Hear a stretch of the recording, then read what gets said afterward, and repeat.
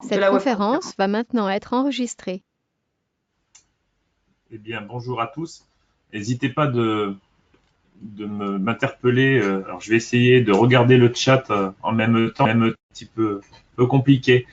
Je vais simplement vous évoquer un petit peu le sommaire. Après, je me présenterai parce que je l'ai mis au début. Si ça vous dérange pas, je vais couper aussi la caméra. Tu m'entends par contre? Oui, toi, tu as le micro ou pas? Oui, très bien, on vous entend très bien.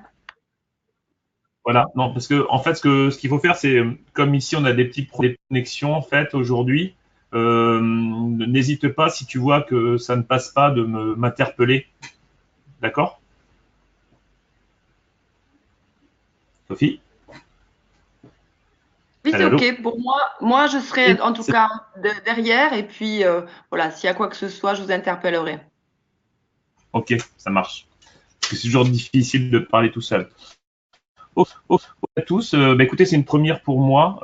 J'ai fait quand même quelques conférences, mais ce type de conférence, c'est la première fois pour moi. Merci Hello Formation de m'avoir fait participer. Et je vais essayer d'être le plus concret possible et répondre aussi à toutes les questions que vous pouvez vous mis à l'écran un sommaire. Je vais me présenter juste après. Effectivement, c'est dans l'ordre chronologique. J'aurais pu commencer par me présenter et faire le sommaire, mais comme j'ai quelques slides de présentation, c'est pour ça. Donc, j'ai essayé en fait d'être à la fois synthétique et à la fois précis. C'est pour ça qu'il ne faudra pas hésiter à me poser quand même des questions derrière, parce que là, on va être un peu sur du monologue. S'il y en a quand même entre-temps, et n'hésitez pas à m'interpeller ou quelque chose, donc je me ferai un plaisir d'y répondre. Alors, le sommaire que je vous ai fait, c'est que la présentation de Domo Center et qui sommes-nous. Après, on parlera d'architecture connectée. Alors, moi, j'emploie ce mot depuis très longtemps. Le mot que vous connaissez bien, c'est plutôt le mot de la domotique. Donc, on va mélanger entre le mot architecture connectée, qu'on a un peu inventé nous, et le mot domotique qui est, entre parenthèses, en ce moment, un petit peu banni par tout le monde, parce que c'est un mot qui a été utilisé longtemps, mais pas à bon escient. Et on va dire surtout, ça sert à quoi? C'est un petit peu les questions que vous vous posez. Donc, je ne sais pas si dans le lot, vous êtes architecte, bureau d'études, enfin peut-être beaucoup plus d'architectes, vous avez eu l'occasion d'avoir des projets réalisés avec des bonnes et des mauvaises expériences peut-être. Donc, vous m'en ferez part. Les domaines aussi dans lesquels en fait la domotique est utilisée, on va en parler. Les différentes technologies, je vais essayer de bien vous expliquer un petit peu comment ça fonctionne. Euh, Pareil, quelle technologie doit-on utiliser le client? C'est pareil, je vous expliquerai tout ça. Faire un appel à un professionnel, c'est ce qu'on appelle un centre expert que l'on est. On se nomme comme ça parce qu'on n'est ni un bureau d'études ni un installateur. À quel moment faut-il le solliciter? Surtout sa mission. Voilà, notre métier à nous. On parlera d'études et de conception. On vous montrera quelques réalisations rapidement. On parlera aussi de coûts parce qu'il faut que vous en ayez un petit peu comment dire, un retour aussi par rapport à ça, qu'on fera un petit peu une expérience là-dessus. On vous parlera d'une installation réussie, c'est un peu le résumé, avec une synthèse et des questions-réponses. Voilà. Donc pour l'instant, tant que je vous laisse ma caméra, après je risque de l'enlever. Ok. Donc la présentation de Domo Center. Donc Domo Center, on est la filiale du groupe Arc Center fondé en 1994 par moi. Alors moi, de métier, je suis architecte en fait. Quand j'ai commencé rapidement au niveau de fini de mes études, j'ai commencé, je vous le fais brièvement, à avoir distribué des logiciels de CAO il y a quelques années quand même. Et en fait, on remplaçait les planches à dessin. Après, on a fait beaucoup de concours d'architecture, de la 3D. Et après, on est venu à créer Domo Center. On est basé à Blagnac. Ceux qui ne connaissent pas, c'est à Toulouse. Voilà, c'est entre Bordeaux, Montpellier, dans le sud-ouest de la France. Et on est actuellement 12 personnes. Le bâtiment que vous voyez en dessous, c'est notre bâtiment. OK. Allez, on va passer à la diapo plus. Voilà, ça rame un peu. Domo Center, en fait, on l'a créé en 2007. Pourquoi? Parce que je pensais qu'il y avait un besoin. La domotique, je vais employer beaucoup ce mot-là, malheureusement, était au balbutiement et moi j'ai voulu m'y mettre pour essayer d'explorer un petit peu tout ça.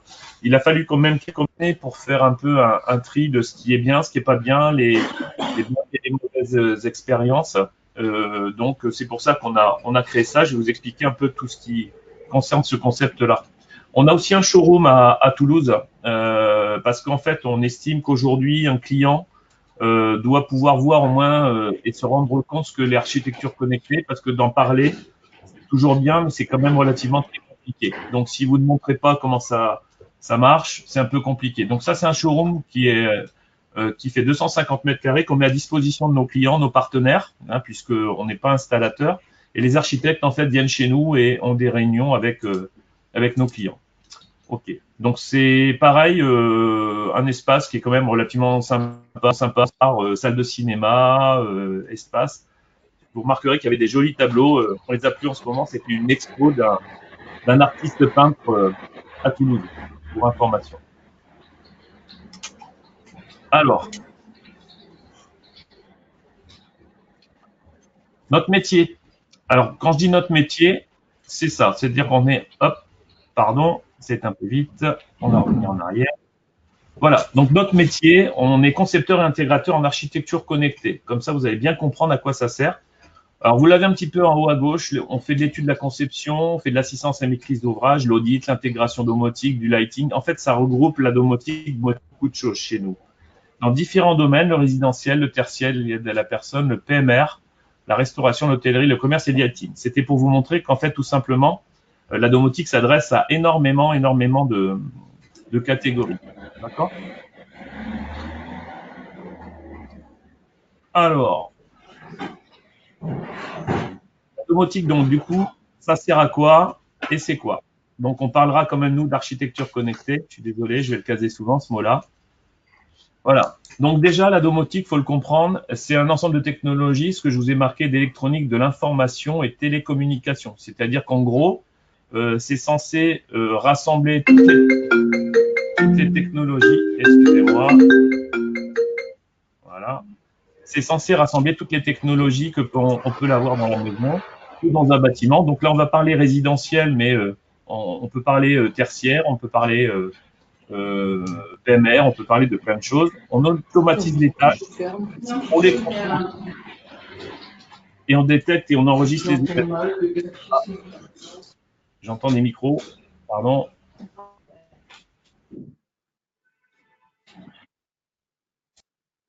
Allô? Oui, ça y est, je viens de couper les micros. Ah d'accord, c'est un peu compliqué. Il y a différents domaines. Déjà, on a le résidentiel, ce qui est quand même le plus utilisé, enfin historiquement. Donc, effectivement, on le retrouve dans beaucoup d'habitations. Donc, de plus en plus, on va vous expliquer aussi dans quelle raison. Beaucoup dans le tertiaire, hein, les bâtiments de bureaux, etc., sont quand même dans les premiers à avoir utilisé une technologie, on va dire, domotique, ne serait-ce que pour la gestion du bâtiment, hein, ce que vous appelez dans votre jargon la GTB, la GTC, c'est la gestion technique du bâtiment, ce qui permet justement de gérer intelligemment les espaces, beaucoup dans les économies d'énergie. Alors le résidentiel aussi est quand même très sensible à ça maintenant, puisqu'on est quand même sur une orientation de maison passive. Donc la domotique, on va dire, va aider aussi à ça. C'est le plus important. Donc, sauf que quand on est dans la domotique au niveau du résidentiel, on va pas avoir les mêmes besoins que dans le tertiaire. Donc c'est pour ça que je vous expliquais que la domotique s'adapte en fait aux besoins et aux tâches des personnes. Tout ce qui est personnes à mobilité réduite aussi, l'aide à la personne. Bon, nous, on a fait beaucoup de projets en ce sens. Mais malgré tout, c'est un confort. Alors, le résidentiel, on va le chercher dans un confort, on va dire un peu luxe, hein, on va être très clair. Et l'aide à la personne, mais aussi, c'est un luxe, mais c'est pas le même. Donc, nous, on a fait quand même relativement beaucoup de projets là-dessus. L'étude de besoin, vous comprendrez que n'est absolument pas la même.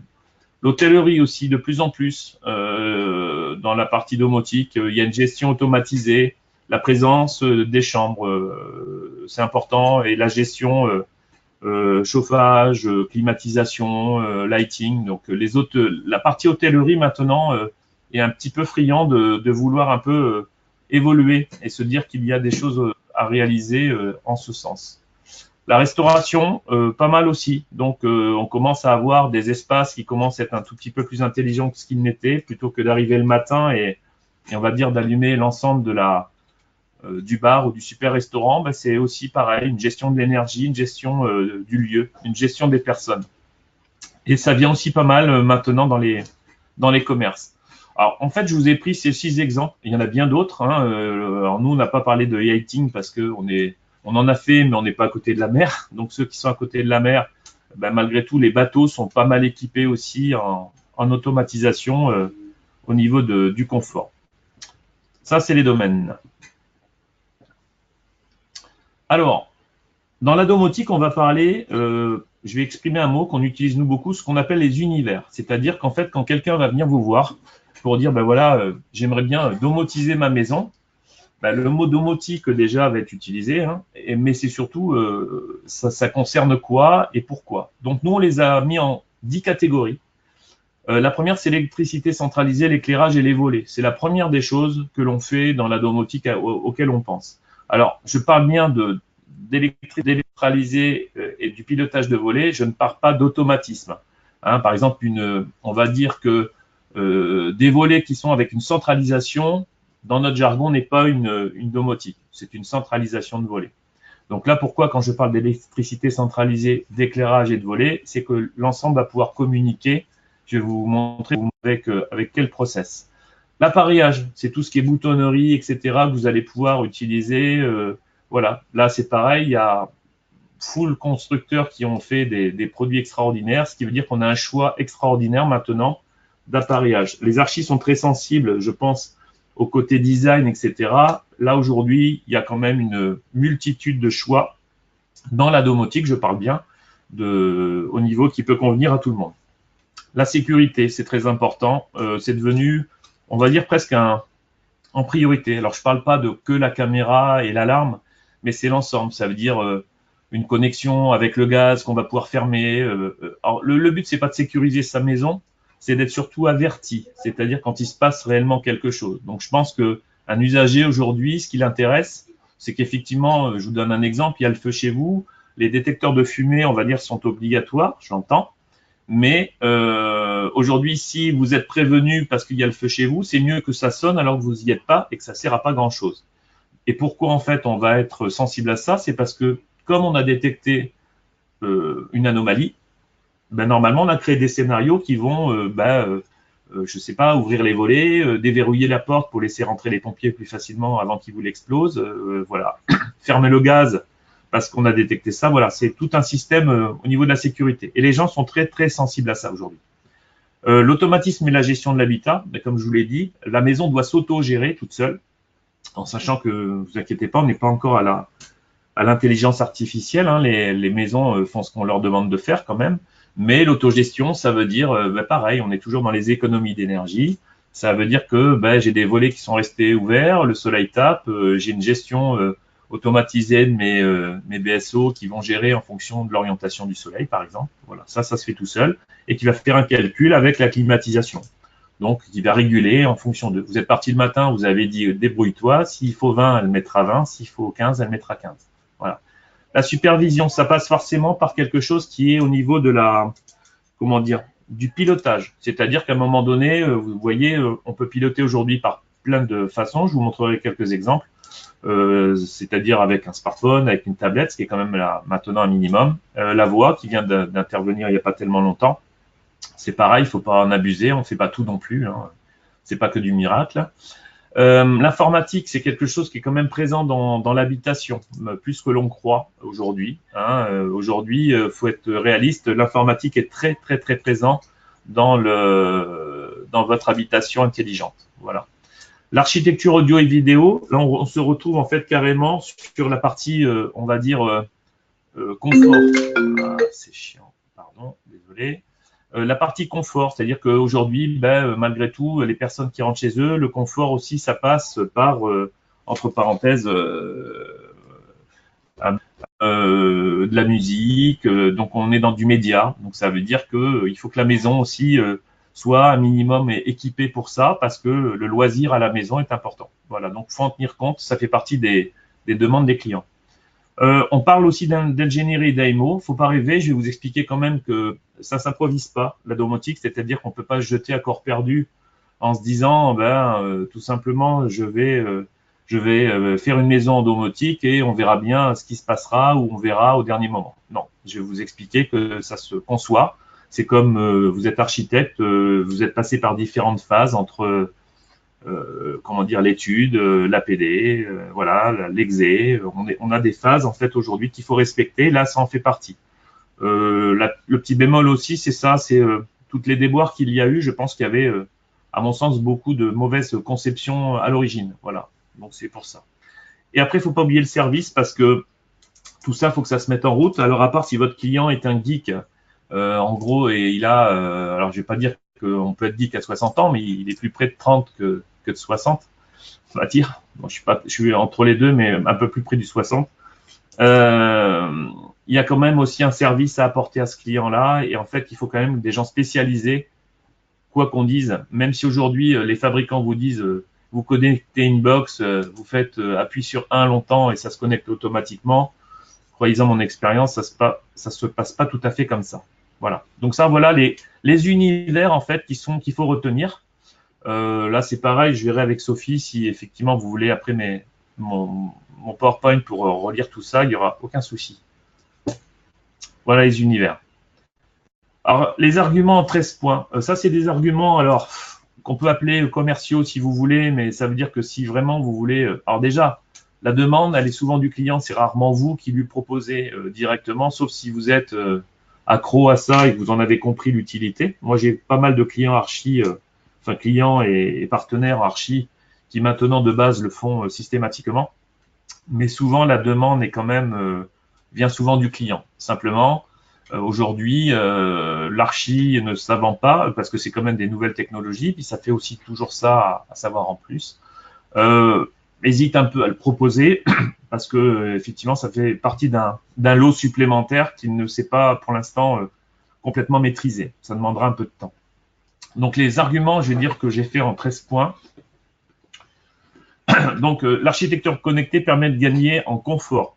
C'est indéniable. C'est le but premier de pourquoi on veut faire une maison en domotique. Donc les buts premiers de l'architecture connectée s'obtient avec toutes sortes d'automatismes. C'est-à-dire que si c'est bien fait, on est capable de tout ce qu'on veut.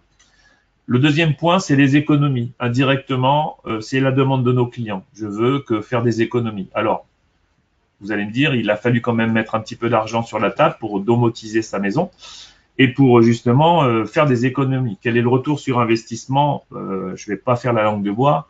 Je ne pense pas que nos clients, enfin en tout cas les nôtres, le calculent comme ça. Ils le voient sur un confort avant tout. Si en plus ça peut faire des économies, tant mieux. Donc c'est-à-dire on va gérer la maison, on va dire intelligemment. Donc là c'est pareil, le gaz, l'électricité, c'est une gestion interne qui est voilà. Le but, en précisant, c'est que ça doit se faire tout seul. L'usager aujourd'hui ne doit pas être un informaticien et encore moins quelqu'un qui doit être en permanence connecté sur sa tablette pour faire fonctionner sa maison. Il y a beaucoup de choses qu'il fait lui-même. Il y a beaucoup de choses que la maison doit faire toute seule. Voilà, tout en ayant bien sûr le contrôle. Ensuite, l'architecture connectée permet de sécuriser les bâtiments. C'est ce que je vous ai expliqué. Elle permet de sécuriser surtout pour les cambriolages, pour la sécurité des enfants, pour les biens, etc. Donc voilà. Et vous voyez, je ne l'ai pas mis en 1 ni en 3. Alors, il n'y a pas d'ordre chronologique. C'est un peu les 13 points, on va dire, qui résument un petit peu tout ça. Un client qui est... Donc, c'est pareil. Elle doit communiquer. La maison, aujourd'hui, si elle est toute seule et qu'elle ne vous parle pas, vous êtes au bureau, vous avez surtout besoin, en fait, d'être rassuré. Voilà, il y a quelqu'un qui est venu chez vous, vous devez le savoir. Il se passe quelque chose. Le congélateur, en fait, indique qu'il y a une température anormale, vous devez le savoir aussi. Donc, c'est pareil, on verra tout à l'heure que tout ça, ça se prévoit aussi d'avance. Ça veut dire que si jamais vous n'avez pas un minimum, on va dire,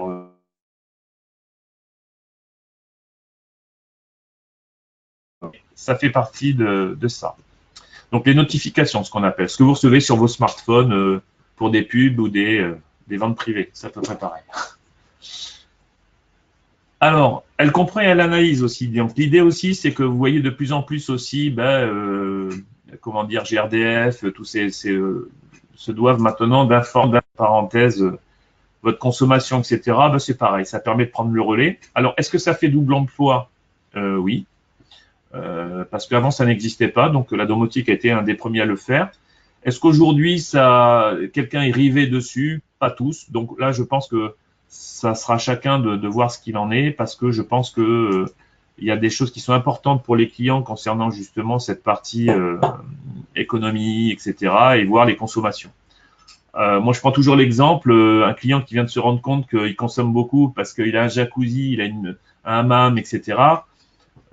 C'est bien, mais où il décide de plus mettre son hammam, je pense que dès le départ, il le savait. Donc voilà. Maintenant, si la maison, les économies d'énergie, elles se feront, on va dire, toutes seules. L'architecture, c'est dans votre confort, ambiance vos soirées. Ce que j'ai marqué, ça veut dire aussi, on est bien, quoi. C'est-à-dire qu'on a des ambiances, les ambiances lumineuses, on est très à cheval nous là-dessus parce que c'est quelque chose qui est très important. Et puis l'ambiance de recevoir des amis, d'avoir de la musique, de se faire un bon film vidéo, etc. Voilà, là on est complètement dans le confort. Hop là. Ça c'est pareil, je vous l'ai mis parce que indirectement, j'y croyais pas trop. Est-ce qu'aujourd'hui c'est un bon argument quand vous vendez ou quand vous dites à votre client, si un jour vous voulez vendre votre maison, ça peut être un argument supplémentaire? Oui, non, parce qu'il y a des clients qui ne sont pas acheteurs à cause de ça. Est-ce que ça peut faire basculer une vente plus facilement parce que un des acheteurs, le monsieur ou la dame, parce que faut pas croire, c'est souvent une demande des messieurs, mais mes meilleurs clients sont mes clientes, c'est elles qui utilisent le mieux les produits. Oui, ça peut le faire. Moi, j'ai des retours aujourd'hui, des maisons qui se sont vendues plus rapidement parce qu'il y avait de la technologie à l'intérieur. Voilà. Important aussi, quand vous avez fait votre maison, on verra juste après aussi, vous avez pensé à des choses qui vous sont propres. Une maison doit être évoluer aussi en fonction. Donc, ce qui sera un argument surtout important, c'est de dire, vous l'achetez en l'état avec ce que j'avais demandé qu'il soit fait parce que nous, ça nous convenait bien. Un deuxième argument qui est pas des moindres, c'est de se dire que vous serez capable de la faire évoluer et faire des changements en fonction de ce que vous souhaitez faire. Voilà, ça c'est un bon argument pour moi de vente. Alors, l'architecture connectée, c'est se connecter à vos objets connectés.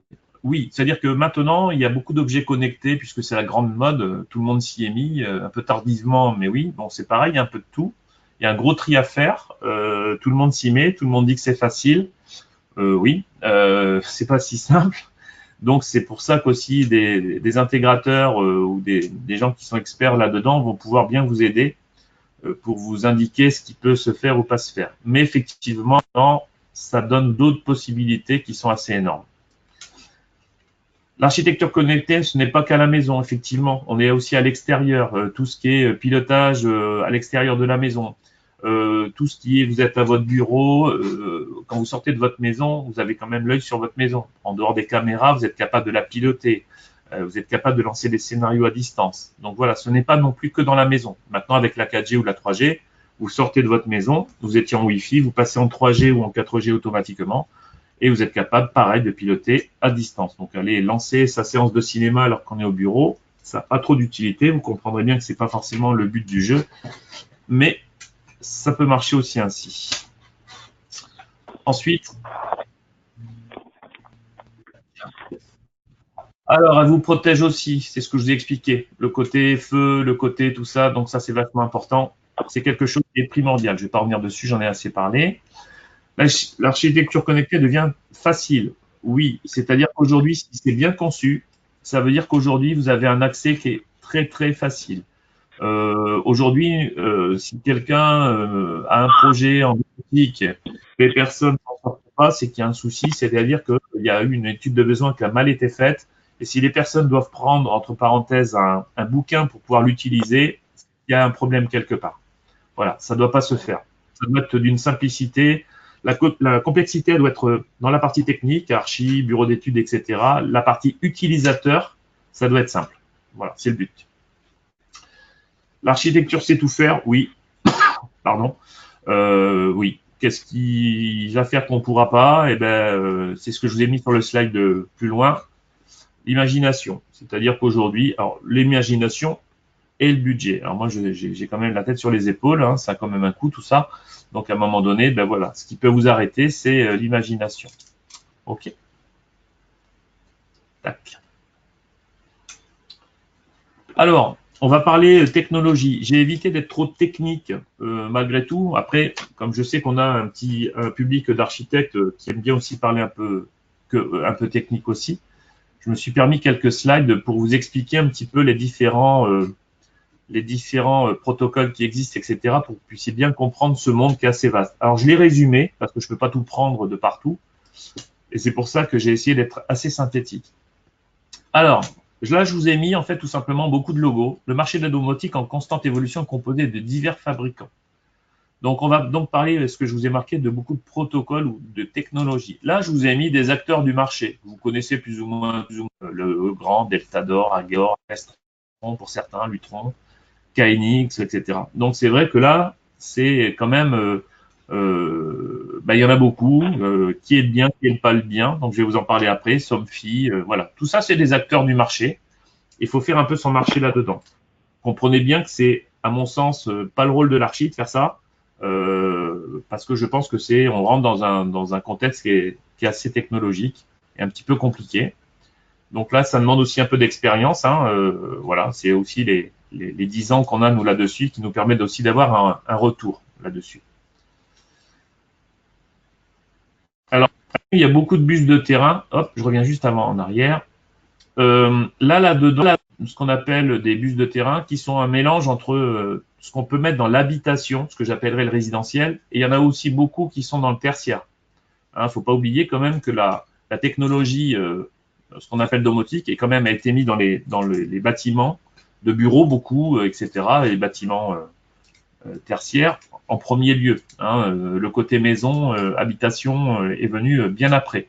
Donc ça veut dire que ceux qui ont inventé ces bus, en fait, tout simplement, on parle d'un bus, pas un bus où on met les personnes dedans, hein, c'est un bus de communication, un peu d'humour. Ça existe depuis très longtemps. Donc voilà, BACnet, c'est des gens, l'ONU, voilà, c'est des gros bâtiments. Alors je vous expliquerai le choix qu'il y a à faire et comment. C'est pas simple, mais il faut le faire. Les différents bus de communication utilisés. Alors voilà quelques-uns qui sont les principaux. Alors là, je vous parle de technologie filaire. Vous voyez pourquoi? Parce que je vais vous parler aussi de technologie radio. Le KNX, Crestron, Lutron, BACnet, MBus, le grand avec Mayom, le Modbus et Loneworks. Voilà, ça, c'est on va dire les principaux bus de terrain, ce qu'on appelle, puisque l'information passe par un bus de terrain. Voilà, contrairement, tout passe pas par une box comme tout le monde pourrait le dire. Alors il y a des produits, oui, mais pas forcément. Et je vous expliquerai aussi pourquoi il faut passer par un bus ou pas, en fonction de ce que vous voulez en faire. Donc voilà, ça c'est les bus de terrain les plus utilisés.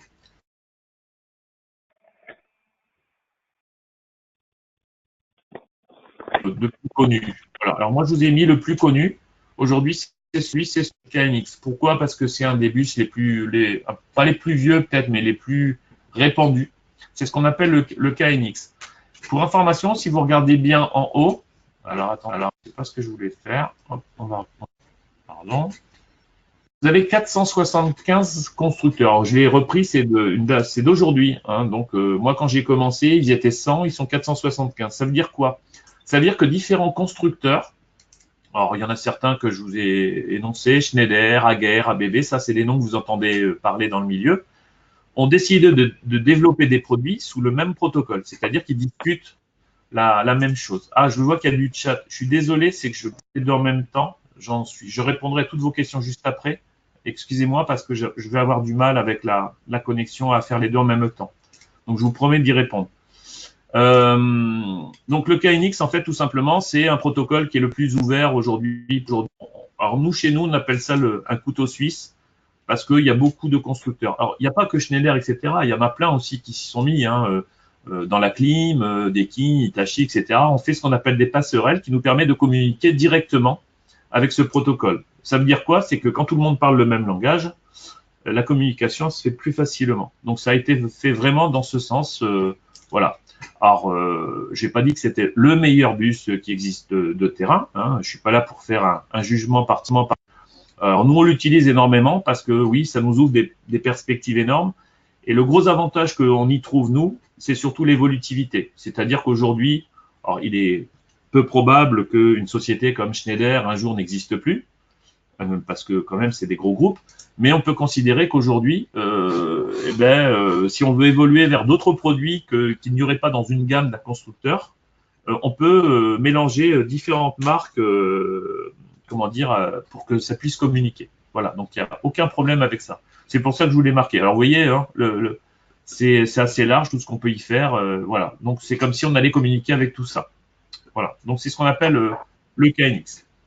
Après, je vais vous expliquer, on est multi-protocole, on peut aller vers d'autres protocoles derrière, donc il n'y a aucun problème. Voilà. Il fallait que je vous donne un exemple, je vous l'ai donné, 460 constructeurs.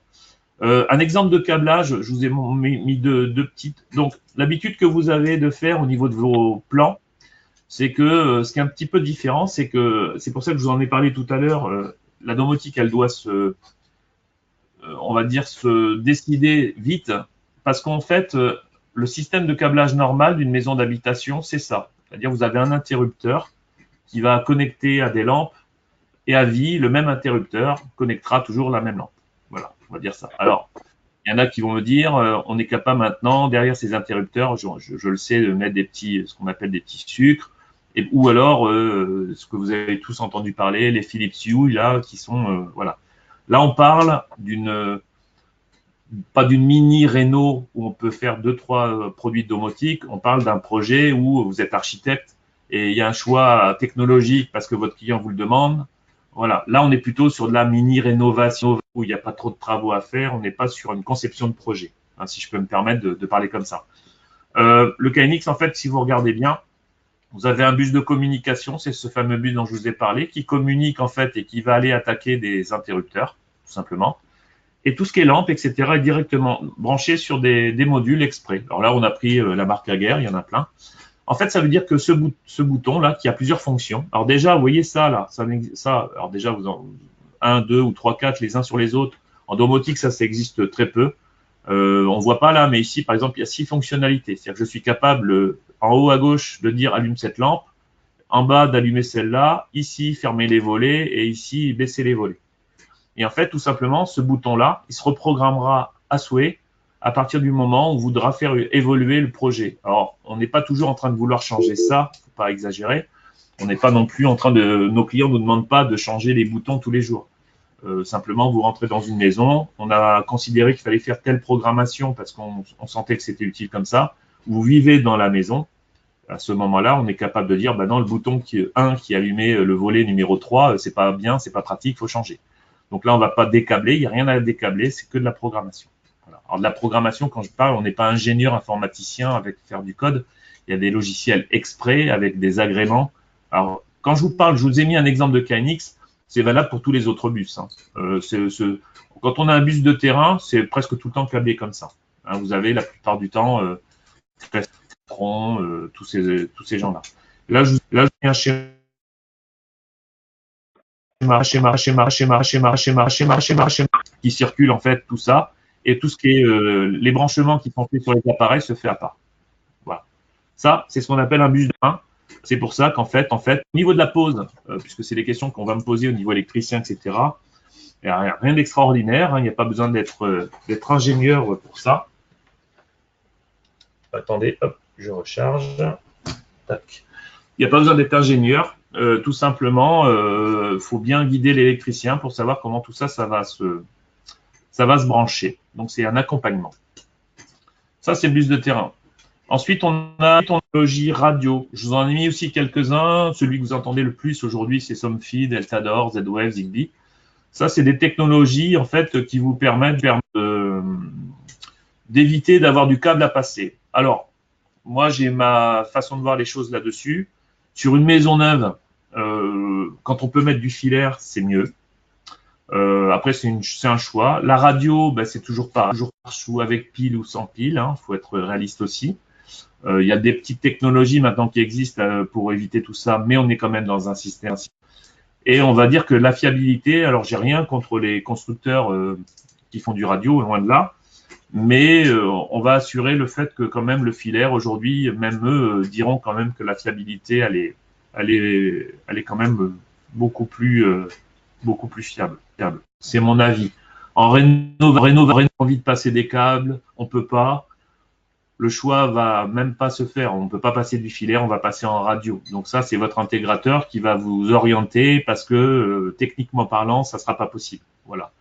Donc voilà, c'est des gens qui sont sur le marché depuis longtemps. Somfy était un vendeur de, vous connaissez tous, hein, au niveau volet. Ils se sont mis un petit peu à la domotique, ça fait quelques temps. Bon, ils ont des produits quand même qui sont relativement corrects, plutôt bien. Voilà. Bon, c'est un choix plutôt architectural au moment où on est en train de faire les travaux qu'un choix ni et de cœur et de techno. Il faut savoir que tout le monde quand même fait attention maintenant à avoir une fiabilité, hein, parce que je vous en ai. Fiabilité, c'est comme quelque chose qui est important. Hein. La différence, elle est là, c'est-à-dire que là, je vous ai mis le schéma tout à l'heure. Ben là, vous avez le boîtier qui vient de se mettre ou derrière les lampes ou derrière les interrupteurs. Voilà, parce qu'on va utiliser un câblage spécial interrupteur ou éventuellement ce petit boîtier, j'ai pas trouvé le trou. Vous allez le mettre derrière la lampe et vous allez pouvoir connecter avec du radio. Bon, voilà. C'est pour ça, je vous dis, pour moi, ça s'adresse beaucoup plus alors, les promoteurs immobiliers, ils sont un petit peu friands parce qu'effectivement, ça ne met pas en cause leur système constructif puisqu'ils ont toujours un système de pieuvre. Quand vous êtes architecte et que vous êtes, en train de créer la maison de votre client, on est quand même plus à tirer des câbles que de faire du radio avec des piles. C'est un choix. OK. Justement, c'est ça, c'est ce que je l'ai marqué, mais quelle technologie doivent m'orienter et mon client. Alors là, la mission de votre centre expert est primordiale. C'est-à-dire des gens, en fait, c'est plutôt une étude de besoin qu'il va falloir faire. Et il faut se poser les bonnes questions. Donc, filaire, radio, protocole ouvert, protocole fermé. Quand je parle de protocole ouvert ou protocole fermé, c'est ce que je vous ai dit. Le KNX, c'est un protocole ouvert, il y a beaucoup de monde. Et dans le mode du radio, vous avez un protocole qu'on appelle fermé. C'est-à-dire que Somfy ont leur propre code radio pour pouvoir disque radio. Deltador a ses propres, voilà, ils ont leur propre code. Maintenant, il y a ce qu'on appelle aussi des passerelles. Avant, on était complètement bloqué, donc on serait vu il y a un an, je vous aurais dit, si vous commencez avec Somfy, fera finir avec Somfy. C'est plus tout à fait vrai. On arrive quand même à avoir des passerelles qui permettent d'aller sur d'autres protocoles. Donc nous, on le fait quand même régulièrement puisqu'on prend le meilleur de chacun. Donc on est bien obligé d'aller chercher, voilà, si le produit n'est qu'en radio, on passera par une passerelle qui le fera. Il y a des avantages et des inconvénients, c'est ce que je vous ai expliqué. Hein. Un bus, il n'y a pas besoin de... Ah oui, ce que je vous ai pas dit non plus sur les fameux bus, souvent c'est du courant faible. Hein. Vous avez dans les boutons, pour certains produits entre 24 et 29 volts. Vous n'avez jamais du 220 directement derrière les boutons, jamais. Voilà, donc ça c'est aussi une sécurité. Si un jour, je ne sais pas pour X raison, ce qui est peu probable aussi, un enfant vient arracher un interrupteur, il ne se passera rien du tout. Voilà. Voilà, et pareil, les bonnes questions, c'est la rénovation, voilà, c'est les bonnes questions à se poser. Juste avant, ce que je vous ai marqué quoi? Pardon. Alors, privilégier l'interopérabilité des systèmes. Alors, c'est un nom qui est très compliqué à dire. Je ne pensais pas qu'à 7h moins le quart, j'y arriverais, mais j'y suis arrivé, donc tout va bien. Quoi? Ça veut dire que là, je vous ai mis un petit schéma. Alors là, pour certains, c'est l'air d'être très compliqué. Oui, pour certains, non pour d'autres. Voilà, le but, c'est que j'ai besoin de communiquer avec tel produit, je vais prendre tel protocole, mais si jamais je dois aller sur un autre produit, etc. Donc, l'interopérabilité, c'est que ça, c'est notre job à nous. C'est de faire en sorte que tout ça, ça communique d'une façon optimale. Donc, ça peut faire peur, ce type de schéma, oui, et je l'ai fait exprès, à la fois non. Hein, il y a de tout là-dedans, il y a des portiers qui se commandaient, il y a de la vidéo, il y a du Wi-Fi, etc. Voilà, donc il y a une mise qui n'est pas simple, mais qui doit être réfléchie. Voilà. Le pilotage. Alors oui, parce qu'à un moment donné, il va bien falloir piloter tout ça. Alors de différentes manières. Le grand mot à la mode, voilà. Donc on va piloter via des tablettes, via des smartphones, via des interfaces, etc. À la voix maintenant, puisque c'est la grande mode, a ses inconvénients, mais l'avantage que ça a aussi, c'est que ça nous permet de nous simplifier la vie sur quelques éléments. On ne pilote pas entièrement la maison à la voix. Hein, on n'est pas dans Iron Man qui lui parle en permanence, il ne faut pas abuser. Donc là, un minimum de programme à faire. Voilà, on fait un peu notre pub. Hein, ça, c'est nos interfaces personnalisées. Pourquoi? Parce qu'on considère que l'utilisateur est celui qui va utiliser en permanence en fait allumer les lumières, fermer les volets, etc. Il faut que ça soit simple. Donc on en a essayé plein, on a fait notre sous différents protocoles pour que justement c'est un retour d'expérience client. C'est-à-dire que pour nous, ce qui est le plus important, c'est que le client, sans formation, sans rien, puisse aller se retrouver dans son interface le plus librement possible et le plus facilement possible. Alors, il y a ce qu'on appelle des interfaces qui sont un peu complexes, des interfaces qui sont relativement très simples d'utilisation. La simplicité ne veut pas dire que c'est pas assez puissant, veut dire que c'est simple. Et que il y a aussi le côté, on va dire, joli. C'est tout bête, mais je pense qu'on est convaincu. Nous, on a une boîte de graphistes à côté, donc on fait attention. Je pense que plus c'est sympa d'utilisation, plus c'est beau, plus on a envie de l'utiliser d'une façon sympathique aussi. Voilà, autant que ça soit joli. Donc, on y apporte beaucoup d'importance sur le côté graphisme. Voilà, donc voilà, quelques exemples. Alors ça, ces exemples, ils sont marrants parce que, vous voyez là, c'est des scénarios que vous pouvez lancer, parce que ça, c'est des choses aussi. En fait, on a beaucoup moins de boutons qu'en domotique. Hein, c'est-à-dire qu'un bouton peut faire plusieurs fonctionnalités. Mais on n'est pas en train de mettre aussi plein de scénarios sur des boutons. Ça sert à rien. Comme vous avez des interfaces qui vous permettent, via vos tablettes, etc., de lancer des scénarios, il est plus facile d'avoir sur une tablette arrivée, départ, ça parle de suite, se coucher, se lever, détente et réception, de se souvenir que le bouton à côté de la cuisine numéro 1, c'est le bouton pour aller se coucher. Donc là aussi, ça sert à rien d'aller à outrance mettre des boutons partout pour piloter sa maison. D'accord ? Là, c'est pareil, la climatisation, le chauffage. Alors, pourquoi je vous montre ça aussi? C'est parce que vous allez me dire, moi j'ai la clim de chez Deking, Hitachi, etc. Ils ont leurs propres applications. Aujourd'hui, de toute façon, on considère que tout le monde a sa propre application. Ça ne change rien. Autant ils ne l'avaient pas avant, mais maintenant ils les ont. Aujourd'hui, là, on est en train de ça fait très longtemps qu'on a enlevé les télé à nos clients parce que avoir une télécommande par exemple pour la box, pour Canal+, pour c'est pas Apple, on se retrouve avec HDMI, le machin, etc. Nous, on a fait en sorte d'automatiser tout ça pour que quand on a envie de regarder la télé, ça soit pas très compliqué. Donc, comme je vous ai expliqué, pourquoi aussi on ramène la climatisation interface? Parce que tout simplement, les clients ne veulent pas avoir plusieurs applications de chaque constructeur dans leur smartphone. Une appli pour la clim, une appli pour la télé, une appli pour machin, etc. Donc, on va dire que les interfaces, elles servent à ça. Elles servent à concaténer en fait l'ensemble de la maison avec les différents éléments qui la composent pour pouvoir justement mettre tout ça sur une seule et unique interface. Voilà, ça c'est la demande quotidienne de nos clients. Alors, s'il veut bien.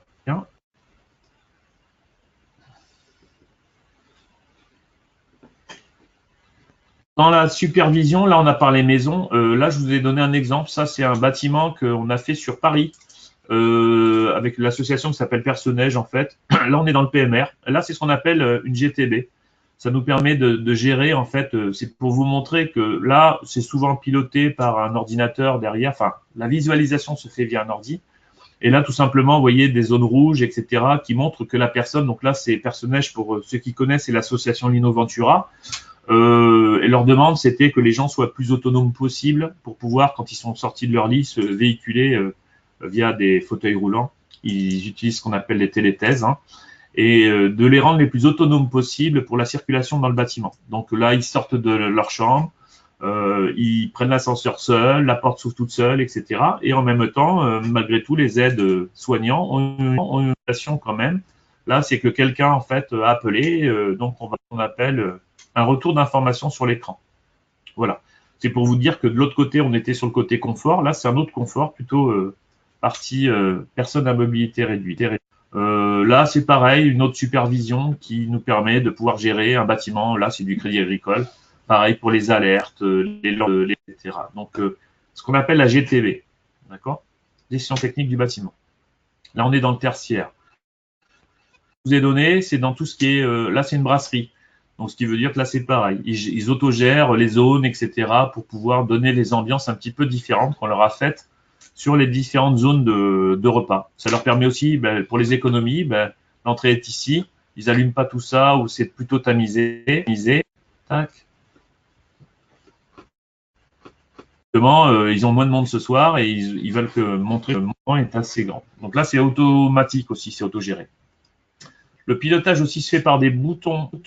Là, la seule différence, je vous ai parlé tout à l'heure de KNX. Quand il y a 475 constructeurs, ils ne le font pas tous faire des appareils, mais j'ai 475 marques qui permettent de peut-être me faire des interrupteurs, enfin des boutons poussoirs, on appelle ça nous. Avec différentes marques, voilà, parce que là j'ai mis les goûts, les couleurs, parce que généralement, quand on en est un choix esthétique côté archi, côté client, côté madame, côté monsieur. Donc là, vous avez une multitude de choix dans le design. Là, je vous en ai pris quelques-uns, c'est différentes marques. En fait, sans parler de marques, mais les Belges sont très forts sur cette partie-là, un peu les Italiens, en France pas trop, enfin si un petit peu quand même, mais Italiens, Allemands, etc. Voilà, sont des produits, voilà. Donc avec le bus KNX, par exemple, que je vous ai montré, voilà, ces exemples-là, vous pouvez aller connecter ce type de produit, voilà. Donc on n'est pas bloqué non plus sur un esthétique. Cette esthétique, pour information, se choisit souvent à la fin. Il n'y a pas besoin dès le départ de déterminer un esthétique. Pourquoi? Parce que ça va dépendre aussi de la déco, ça va dépendre de l'évolution du projet, le mur, comment ça va être, il est blanc, il est noir, il est coloré, on met les interrupteurs, on privilégie plutôt un endroit, voilà. Alors, le coût de ces interrupteurs, c'est pas le même coût qu'un interrupteur normal, on est bien clair, parce qu'ils ont une intelligence aussi derrière, mais il y en a moins. Mais c'est pas la même techno.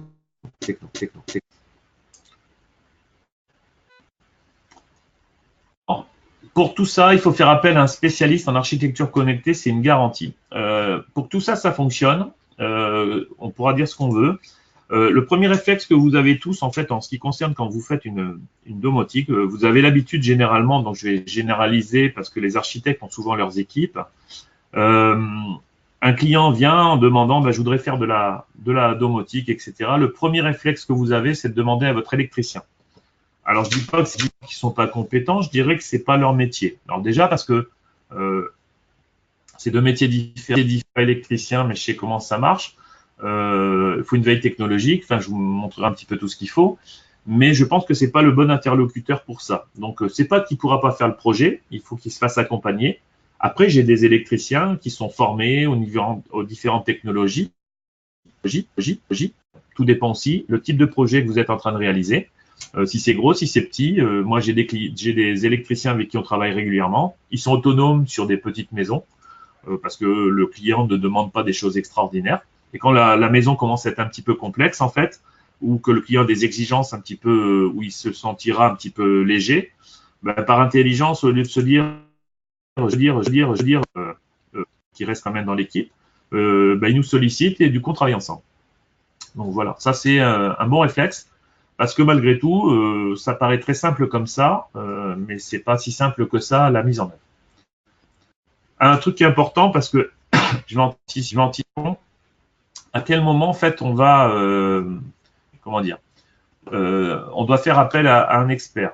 Alors j'appelle ça expert, hein, c'est pas les experts à Miami ni autre chose. L'intégrer dans le projet, c'est dès le début.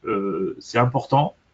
Parce que si, entre nous soit dit, le second œuvre est en train de se faire, le placo arrive la semaine prochaine et l'électricien est censé tirer ses câbles dans pas longtemps, c'est trop tard. Si vous l'intégrez, voilà, tant que on va dire on est en gros œuvre, le mieux c'est avant, pendant la conception et l'étude. On conçoit aussi avec l'archi. Enfin, moi c'est souvent ce que je fais. Mais malgré tout, tant qu'on n'est pas hors d'eau, hors d'air, allez, que c'est faisable. En gros, tant que l'électricien n'a pas commencé. Voilà. Donc, ce que je vous conseille de faire, c'est que si vous avez des gens près de chez vous qui font ce métier, c'est de les contacter le plus tôt possible. Voilà. Il va vous aider à surtout, d'abord, vous simplifier la vie pour un relais technique qui, sans enlever vos compétences, va un peu vous soulager parce qu'il y a quand même une coordination à faire avec tous ces lots. Mais c'est surtout que vous aurez dessiné pour rien, parce que si vous commencez à faire des plans électriques alors qu'on passera en domotique, ça sera pas du tout. Voilà. Donc ça, c'est important de le faire. Donc, on va dire le plus tôt possible. Ses compétences. Alors oui, le problème qu'il y a, c'est que dans ce métier-là, il faut avoir du multicompétence. Donc, il doit être spécialisé multicompétences. C'est indéniable. Quand je dis un multiple compétence, c'est que moi, je suis pas climaticien, mais je sais comment marche une clim. C'est pensable. Je suis pas pisciniste, mais je sais comment marche une piscine. Un plancher chauffant, les lois d'eau, je dois les connaître.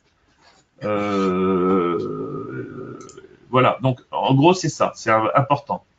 Il doit en maîtriser tout le processus. C'est indispensable. Il doit être au courant de tout ce qui va se passer, venir se connecter dessus. On ne peut pas avoir dans les lots des sociétés en fait qui sont en train de promouvoir en fait leurs produits. Je sais pas, je parle d'un climaticien qui dit voilà, je vais mettre tel produit sans que justement le centre expert soit au courant. C'est-à-dire qu'en gros, lui, il va être garant que tout ça va bien marcher si chacun fait sa sauce dans son côté.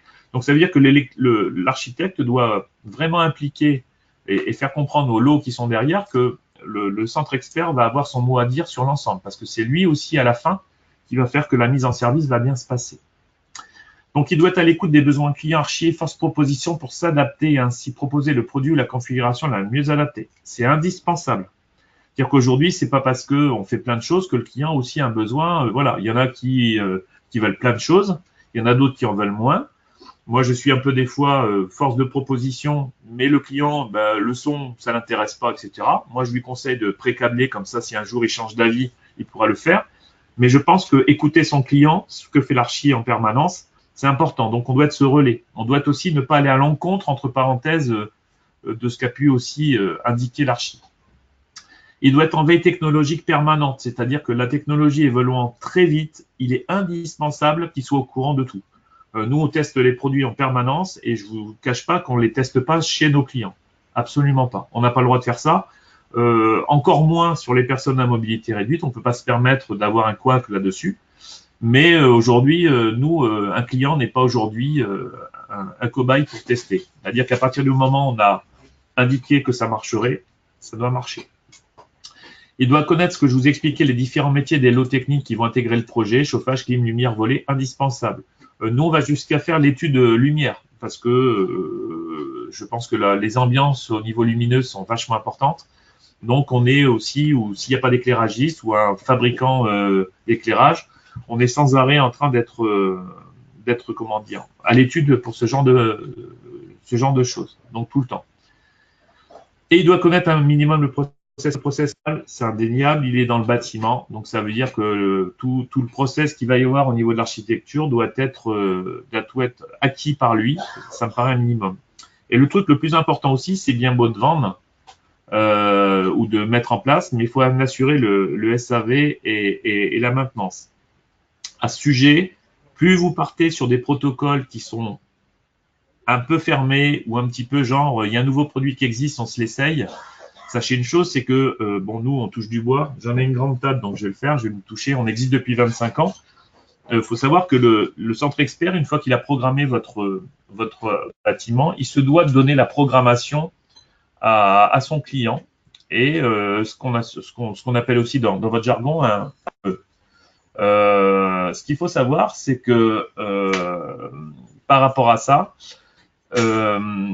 tout ce qui concerne en fait les programmes qui sont effectués, le mieux c'est aussi d'avoir des gens qui vont pouvoir reprendre la suite derrière. Donc c'est le plus important. C'est-à-dire qu'en gros, si aujourd'hui vous êtes seul au monde et que la société n'existe plus, que la personne qui vous a programmé la maison ou le bâtiment n'existe plus, il faut pouvoir aussi se retourner vers une autre société. Donc, je vous conseille de ne pas chercher le mouton de pâte, le truc qui vient de je sais pas d'où, qu'on vous propose en disant ça va être l'air de la domotique. Je vous mets en garde là-dessus parce que le client va vous le reprocher aussi plus tard, parce que si jamais ça marche pas, il faut pouvoir dépanner. Pour un aussi, centre de compétences doit pouvoir recevoir à distance, c'est-à-dire que nous, par exemple, nous, on a notre zone de chalandise pour ceux qui sont prêts à, on va dire, on va à 2 heures, 2h30 en tour de chez nous. On a aussi beaucoup de projets sur Paris, prend tous nos projets à distance, parce que prendre l'avion le matin, on est à 1 heure, mais on est capable de dépanner nos clients en 10 minutes s'il y a un souci, ou au moins de voir ce qui se passe. Donc ça, c'est important. La mission d'un expert connecté, son rôle. Alors, avant tout, le conseil. Alors là, pour moi, c'est la première des choses. On doit recevoir un client, on doit lui expliquer comment ça va se positionner. On lui fixera aussi ses limites, parce que malgré tout, ça a un coût. Il faut aussi faire comprendre que quand on est à la construction, c'est pour ça qu'aussi, je parle au niveau des archis, il est quand même important pour vous de l'intégrer dès le départ, parce que vous avez fait un budget, vous êtes engagé, hein, je sais un peu comment ça fonctionne. À partir du moment où, entre-temps, après, c'est pas de votre faute non plus, hein, vous ne l'avez pas proposé, il n'a pas voulu, ou tout simplement vous n'y avez pas pensé, il vient vous dire tiens, j'aimerais bien faire de la domotique, etc. Généralement, ça ne rentre plus dans le budget parce que le budget était bloqué. Alors oui, il en avait un peu sous le pied et du coup, tout va bien. S'il n'en a pas sous le pied, ça devient un peu compliqué. Donc nous, d'entrée, quand on les reçoit, les clients, on est assez cash là-dessus pour pas se faire des frayeurs non plus et se dire que le client va être déçu parce qu'il ne pourra pas le faire. Donc on parle techno, c'est une chose, mais on parle budget aussi très très rapidement. C'est important. Alors, une mission en fait proprement dit, c'est pour ça que ce rôle-là au niveau de la domotique, c'est vachement important. Vous voyez, moi je me suis mis en logo, ça c'est notre présentation à nous. On a 3 missions, l'étude, l'assistance à maîtrise d'œuvre et l'intégration, la mise en service et bien sûr la maintenance. Vous voyez, le positionnement du centre expert, en fait, se retrouve entre l'architecte, mais aussi avec le client. Ah, c'est pas bon, je reviens. C'est sensible. OK. Donc, ça veut dire qu'en gros, si vous regardez bien, il y a l'architecte, il y a son chauffagiste, son pisciniste, donc les gens auxquels il a l'habitude. Alors après, comme je vous ai expliqué, nous, on n'est pas des installateurs. Hein, ce métier-là, nous, on a choisi de ne pas être installateur. C'est pour ça que nous, on n'est absolument pas, entre parenthèses, concurrents et impans dans ces lots-là. Mais justement, le but, c'est de conserver en fait l'équipe de l'archi, parce qu'ils ont l'habitude, et puis parce qu'ils ont l'habitude de bosser ensemble. L'électricien, il n'a jamais fait de domotique, on va l'aider à justement comprendre comment ça va fonctionner, on va le conserver. C'est-à-dire qu'on ne va pas dire, tiens, on va te mettre quelqu'un d'autre à la place, on va le conserver tout le temps. Et vous voyez que j'ai une relation directe ici. Alors ça, c'est notre façon de travailler. Je pense quand même que ça résume beaucoup de gens dans ce métier, il faut être réaliste. Je ne vous fais pas la pub de Domo, je vous dis simplement comment moi je vois les choses. Hein. C'est aussi un peu pour ça que je suis, pour vous expliquer comment je vois les choses. Voilà. Donc à ce moment-là, on a fait une étude de besoin et nos missions sont décomposées en 4 phases. L'étude, ce qui est le plus important. Donc le centre expert, il assure le relais pour la partie technique de votre projet en fait. Et je pense qu'il est un allié de poids pour traduire les besoins du client. En fait, tout simplement, c'est que si l'architecte en fait devait, pour faire le relais entre parenthèses, parce que le client veut de la domotique, tous ces gens-là, ça devient compliqué. Alors, ils sont très intelligents. J'ai beaucoup d'architectes là, donc je ne vais pas dire le contraire. Mais je pense qu'ils ont autre chose à penser que vraiment se mettre ça en tête. Qu'ils soient au courant comment ça fonctionne, je pense que c'est important. Maintenant que le client veuille, avec le chauffagiste avec qui on aille, en fait, on a l'habitude de bosser avec une marque, voilà, c'est moi plutôt, c'est le centre expert qui est plutôt comment dire, préposé à pouvoir faire un choix là-dessus. Voilà, ça c'est la configuration. Donc l'étude à la conception, mission indispensable. Alors ça, c'est quelque chose auquel j'insiste. S'il n'y a pas d'étude, s'il n'y a pas de conception, je vais être cash, ça ne marchera jamais. C'est-à-dire qu'aujourd'hui, il faut savoir que la domotique. Donc la mission d'étude et de conception, c'est exactement le même schéma, sauf qu'on l'a mis en jaune. Et bien effectivement, là, il y a l'architecte qui a conçu le projet. Il y a une discussion avec l'architecte. Alors, j'aurais pu mettre aussi avec le client, excusez-moi, parce que ça reste quand même avant tout la liaison avec le client. Et voilà. Et en fait, nous, on fait la conception en fonction de toute cette équipe qui est réalisée ici. Ça, c'est indispensable. Ça, je le répète. Aujourd'hui, celui, tiens, fais-moi un devis, je parle, hein, en domotique, combien ça va coûter, sans avoir étudié un minimum les besoins du client. Moi, je le fais pas. Moi, je ne sais pas travailler comme ça parce que je pense que c'est vulgairement se foutre de la fête de temps parce que on est incapable. Voilà. Et puis, on ne va pas mettre beaucoup de matériel s'il n'y en a pas besoin de beaucoup, mais s'il en manque, il va falloir en mettre parce que le client a un besoin bien particulier. La domotique doit rester du plaisir avant tout, hein, et que ça ne se transforme pas en galère. Une étude, en fait, ça se termine comment? Ben, comme vous, par des plans. Là, je vous ai donné un exemple, en fait, qu'on a actuel. J'ai pris un plan qu'on avait. Vous voyez, on fait même des études Wi-Fi pour savoir si vraiment ça va apporter beaucoup. Donc, il faut que ça soit fait très au sérieux parce que ce qui est important pour le client et ce qu'il va vous demander, c'est que ça marche, tout simplement. Donc ça, on va dire que quand quelqu'un vous fait une étude, voilà, donc on se sert quoi? On réinvente pas la poudre, hein. C'est-à-dire qu'il y a les plans d'archi, on va travailler sur ces plans-là, on a travaillé sur la partie lighting au niveau lumière. Il y a particulière, on veut des zones de chauffage, on veut dématérialiser aussi toute la partie audio-vidéo dans un endroit bien précis. Nous, on dessine aussi, par exemple, tout ce qui va concerner les automatismes que va vouloir le client. Là, c'est un appartement qui est assez grand. Et justement, comme il est grand, qu'il y a des murs partout, ben voilà, le Wi-Fi, c'est quelque chose qui est très important. Donc ça, c'est notre job. Est-ce que j'ai un autre exemple à vous donner? Je sais. Voilà. Voilà. Ben, par exemple, le client hésite. Il ne sait pas si une télé accrochée comme ça, s'il veut une télé avec un dedans, ou éventuellement de la vidéoprojection qui va se faire. Là, on est dans le côté confort. Le client, pour le côté audio-vidéo, est très important. Ben, là, on va bosser avec l'archi aussi, parce que on va dire que c'est pas du tout. Là, il va y avoir un meuble à rajouter. Ici, il n'y en a pas besoin. Donc voilà. Donc ça, on l'aide et on l'épaule là-dessus.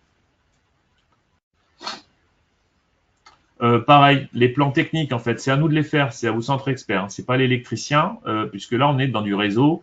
Je vous montre une baie informatique, vous dites, mais ça, on voit ça que dans les bureaux. Ben, nous, tout simplement, c'est qu'on met jamais rien dans les meubles. On met tout ça déporté à droite, à gauche, dans un local technique, etc.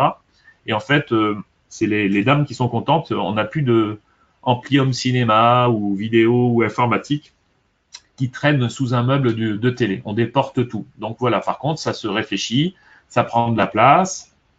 Une fois, ça veut dire que dès le départ, il faut que les câbles arrivent au bon endroit, etc. Donc ces plans-là sont très importants. Voilà, c'est d'autres que j'avais sur le truc. Voilà, pareil, un autre plan d'étude. Alors, vous remarquerez aussi que les plans sont un petit peu différents. Là, ça a mis du temps, c'est un peu moche. Les plans d'électricité, en fait, que vous avez l'habitude de faire, sont pas tout à fait pareil, hein, puisqu'on relie pas les lampes avec les lecteurs, puisque ça n'a rien à voir. Alors, la licence à maîtrise d'ouvrage, il est important aussi. On a fait l'étude, le chantier est lancé. On a besoin d'être sur le terrain parce que aujourd'hui, il y a besoin et surtout les entreprises.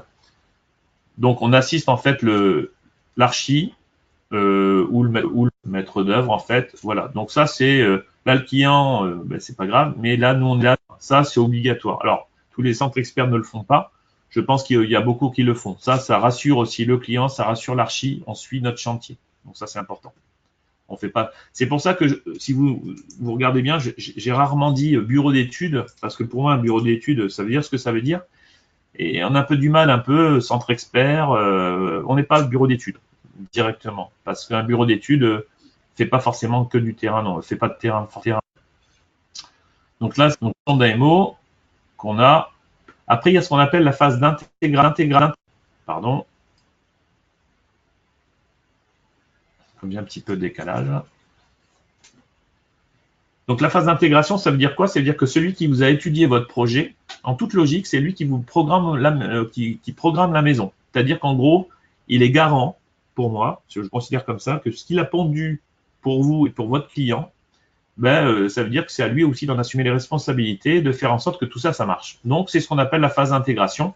Ben, pareil dans le schéma, ben, il va sur le terrain, il fait en sorte donc autant vous avez eu des plans d'exécution qui ont été fournis. Ça permet justement au niveau que ça se passe plutôt très bien. Les synoptiques ont été faits, tout le monde a eu ses détails techniques et tout va bien. Si je vous parle comme ça, c'est surtout pour avoir une latitude et une sorte on va dire allez, on a une souplesse d'esprit et se dire que ben, directement, ça risque de bien se passer parce que derrière, quelqu'un s'en occupe. C'est pour ça que je vous dis, ça s'improvise pas. domotique fonctionne derrière, il faut que ça marche comme ça. Il y a un plan d'exé. Vous voyez, là, on est sur une mini salle de cinéma pour le client en haut. Ben voilà, c'est-à-dire que l'électricien a besoin des plans, mais aussi l'archi pour voir comment on va pouvoir intégrer tout ce petit bazar dedans, en gardant l'esthétique, bien sûr, hein, parce que le but aussi, c'est l'architecte, ce qui est important, c'est sa conception soit aussi adaptée en fonction d'eux. Bon, et je pense que quand on réussit à faire ça, tout le monde est content. Le client, l'archi et nous. Voilà, pour finir, voilà. Ça, c'est des plans qui doivent être, voilà. Ça fait partie des choses indispensables. Et ça, c'est pas l'électricien à le fournir généralement, parce que vous avez l'habitude que les électriciens vous fournissent des plans. Ils savent pas faire ça parce que généralement, c'est pas leur job. Donc, c'est nous qui leur fournissons et en les guidant. Donc, ça les rassure parfaitement bien.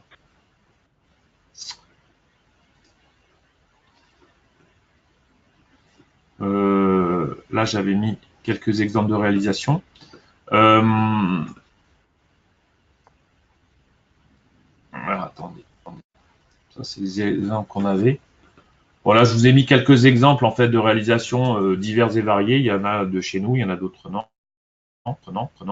Piloter une maison, on va pouvoir piloter la piscine, je ne sais plus ce que je vous ai mis derrière. Des designs, etc. Voilà, on va essayer de faire en sorte que les ambiances soient quand même vachement respectées. Donc, il y a tout un travail derrière. Donc là, en fait, on va aider aussi à comment dire, à essayer de faire en sorte que le projet, tout en gardant l'architecture qui a été faite, soit entre tout ce qu'on va pouvoir y mettre pour le client. Vous voyez un iPad qui est sur un mur, qui va permettre de pouvoir justement continuer à avancer tout ça. OK ?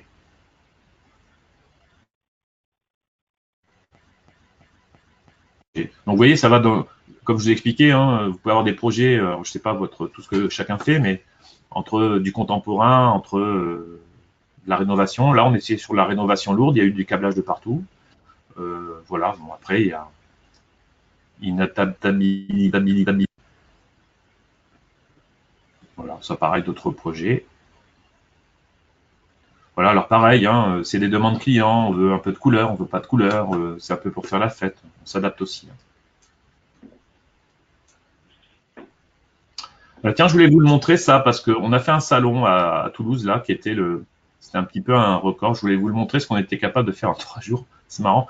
On a fait le salon de l'immobilier neuf à Toulouse. C'était il y a 2 mois. Et en fait, la mission c'était qu'on avait un appartement de 70 mètres carrés à faire en 3 jours.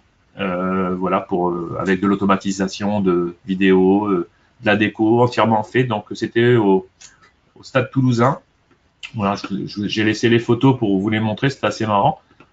C'était surtout une belle expérience humaine avec 40 entreprises qui ont fait en sorte de faire un appartement dans l'entre du salon d'immobilier de 70 mètres carrés. Voilà, c'était assez marrant. Et j'avais une petite anecdote à faire. Voilà, et la formation. On a fait venir ce type de lit qui était un lit connecté qui vient d'Italie.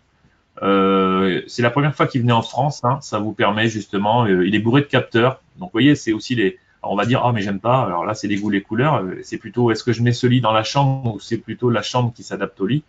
J'opterai pour la deuxième solution. Nous on en a déjà mis un ou deux je ne dirais pas où, mais c'est pas en France, où effectivement la vue extraordinaire d'une chambre n'est plus une chambre, c'est important. Et en fait, il est bourré de capteurs parce que on pense que là, il a un design un peu spécial, mais il a fait fureur. Ça coûte un peu de sous quand même. Il a fait fureur directement au salon. Et il faut savoir que il calcule vos temps de sommeil, etc. Il vous réveille avec des. Voilà. Je pense qu'on y viendra aussi. Donc ça veut dire que nos logements vont être prêts à accueillir ce type de projet.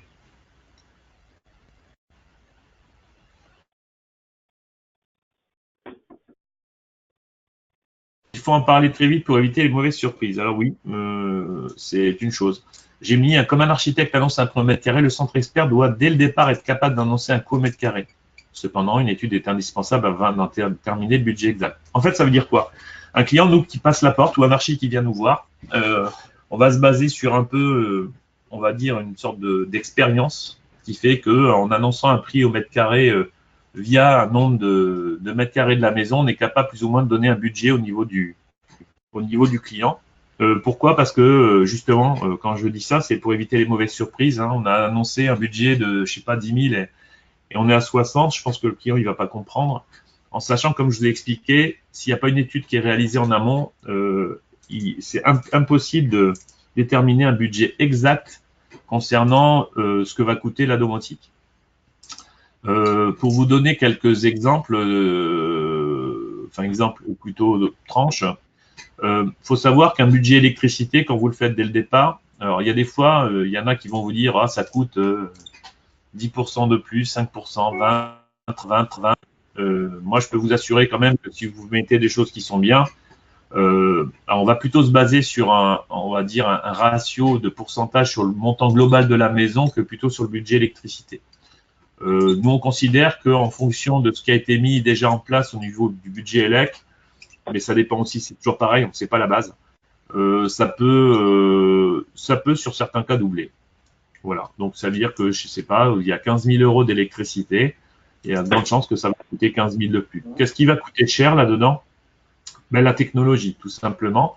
Elle baissera à terme et tout ce qui est module, tout ce que je vous ai montré, que ce soit les uns ou les autres, ça coûte relativement cher. Pourquoi? Parce qu'il y a une intelligence, parce qu'il y a un savoir-faire. Il y a aussi le coût de l'intégrateur qui va programmer tout ça, etc. Bon, mais je pense qu'aujourd'hui, par expérience, les clients sont prêts à y passer parce que c'est un petit peu leur dada. Et aujourd'hui, il faut savoir aussi une chose, c'est que ça se maîtrise. C'est-à-dire qu'aujourd'hui, quand les clients viennent visiter un showroom, etc., ils veulent tout, on va quand même se cadrer sur un budget qui va être relativement adéquat avec ce qu'ils veulent faire. Par contre, sachez une chose, c'est que si c'est bien prévu, vous êtes capable de faire du pré-câblage avec votre client. C'est-à-dire qu'aujourd'hui, on est capable sur nos plans, de dire dans 3 ans, si vous voulez faire, je sais pas, votre espace cinéma, parce que dans un premier temps, on a tous construit, c'est un peu compliqué, vous pourrez le faire. On aura pré-câblé tout ça, donc il y aura un coût pré-câblage. Mais il faut considérer qu'une maison en domotique doit pouvoir évoluer à souhait. Ça, c'est le principal. C'est-à-dire qu'aujourd'hui, il n'y a pas un début, une fin pour moi aujourd'hui. J'ai des clients depuis 10 ans qu'on fait évoluer en fonction des nouvelles technologies qui arrivent. Voilà. Donc ça, ce coût, je pense que c'est dès le départ qu'il faut en parler parce que vite, alors comme j'ai dit, les mauvaises surprises, mais c'est surtout que le client soit déçu de ne pas pouvoir éventuellement se le payer ou surtout la frustration de ne pas l'avoir budgétisé. Voilà. Donc j'invite moi les archis à avoir leur centre expert pour très vite avec le client pour justement essayer de les sensibiliser en fonction du besoin. Et puis il y a des fois, alors il y a des produits aussi qui sont un peu moins onéreux, mais vous ne ferez pas la même chose. Donc malheureusement, quand on achète une Ferrari, c'est pour aller à 300 km/h. Quand on achète un plan dessous, alors je dis pas que une Dacia c'est une mauvaise voiture, ça reste une voiture, c'est un autre choix stratégique. Voilà. Donc ça c'est important. Avant de répondre à vos questions, justement, je voulais passer sur autre chose. Alors, je voulais résumer par ça, moi, sur une secret d'une installation réussie. La conception et l'étude est une phase incontournable. La domotique ne s'improvise pas. Moi, ça, c'est la cœur de lance. C'est-à-dire qu'aujourd'hui, je m'adresse surtout à vous, architectes, en fait. Vous avez une sorte de responsabilité quand même qui fait que si aujourd'hui vous y allez un petit peu à tâtons, ça risque de vous revenir très vite aussi bien comme un boomerang. Et quand je dis ça, c'est que ça s'improvise pas, c'est que ça s'improvise pas. Toutes les mauvaises expériences qu'il y a eu sur la domotique, comme je vous ai expliqué, c'est surtout parce que ça a mal été conçu. Honnêtement, quand un produit marche pas et qu'on met en cause, je sais pas, le Somfy, le Hager, le ABB, ce que vous voulez, ou Schneider, etc., c'est rarement un problème. C'est des gros constructeurs, tout ça, leurs produits sont fiables. Une programmation reste fiable aussi. Aujourd'hui, vous dites qu'il y a une coupure de courant, comment ça se passe? Une coupure de courant, comment ça se passe? Si les volets étaient fermés, la lumière était éteinte et que le chauffage était à 23, quand le courant va revenir, si c'est bien programmé, ça reviendra comme c'était. Voilà. Donc il n'y a pas de, entre parenthèses, de mauvaise surprise, une déprogrammation, des produits qui tombent en panne sans arrêt. Après, voilà, c'est un choix que chaque société fait. Il y a des produits que nous, on ne fait plus parce qu'on s'est fait avoir aussi. Pas fait avoir, c'est parce que ça manque de fiabilité, on ne prend pas le risque pour nos clients. Mais aujourd'hui, si c'est bien pensé, ça fonctionne parfaitement bien. Vous pouvez faire confiance à tous les intégrateurs. J'en connais pas qui sont, après, je suis pas moi dans toute la France et dans, j'ai vu qu'il y avait des gens qui étaient à La Réunion et tout ça, je vous connais pas tous, mais il y a de grandes chances qu'il prendra pas de risque non plus. Il faut savoir qu'un intégrateur aujourd'hui, moins il vient quand même pour c'est comme vous, hein, plus il gagne sa vie. Hein. Si il vend des heures aussi, il est comme tout le monde. Hein. S'il a vendu 50 heures et qu'il y passe 200, je pense qu'il ne durera pas longtemps. Décider de faire une habitation connectée dès le départ, oui, ça c'est important. C'est pour ça les premiers rendez-vous, c'est important. Même si aujourd'hui, moi j'ai des clients, on leur a été très francs, ils nous ont envoyé d'autres clients, eux ils ne le sentaient pas ou ils ne l'avaient pas budgétisé. Mais venir se greffer en disant on fera du radio plus tard, on peut, hein, c'est pas un problème. On ne fera pas la même chose. On ne pourra pas tout avoir. Un client aujourd'hui, ce qu'il ne supporte pas, c'est le non. Ah bon, je voudrais faire ça. Et si vous allez lui dire, ben non, on ne peut pas le faire, il ne va pas comprendre. Donc, de départ, on est très clair là-dessus. Voilà, le radio, c'est très bien. Ça va demander un peu plus d'entretien. Après, les piles, ça dure 2 ans, donc c'est un faux problème. Mais je pense qu'il doit être au courant et on s'adapte en fonction de sa demande et son budget aussi. Se faire accompagner par un expert en architecture connectée garantit un bon fonctionnement. C'est ce que je vous disais juste avant. C'est pas pour moi, je suis placé à ce stade-là. C'est exactement la même façon quand je vais vous dire vous faire accompagner, avoir une garantie avec les équipes que vous avez choisies, que ce soit l'électricien, que ce soit le climaticien. Si vous travaillez avec eux, c'est qu'ils ont été bons et que du coup, ils sont recommandables et que vous leur faites confiance et vous avez envie de les revoir sur tous vos chantiers. Voilà, c'est un peu pareil pour nous, ou ce métier-là, et la domotique en général. Parce que je fais une présentation de la domotique, mais en fait, la domotique, c'est tellement vaste qu'il faut ramener ça à l'humain, un minimum. Et bien choisir le système évolutivité. Ça, c'est le plus important. C'est-à-dire qu'en fait, se dire, voilà. Donc, c'est toujours pareil. Si vous regardez bien, tout ce que j'ai marqué là, c'est dès le départ qu'on voit et la discussion qu'on a avec votre client. Quand tout ça, c'est clair, c'est fluide. Il n'y a aucun problème. Voilà. Ah, des questions. Ah, il y en a plein qui m'ont dit, je suis désolé, j'ai pas pu faire les deux en même temps. Par contre, s'il y en a qui ont des questions, je veux bien y répondre, c'est avec plaisir.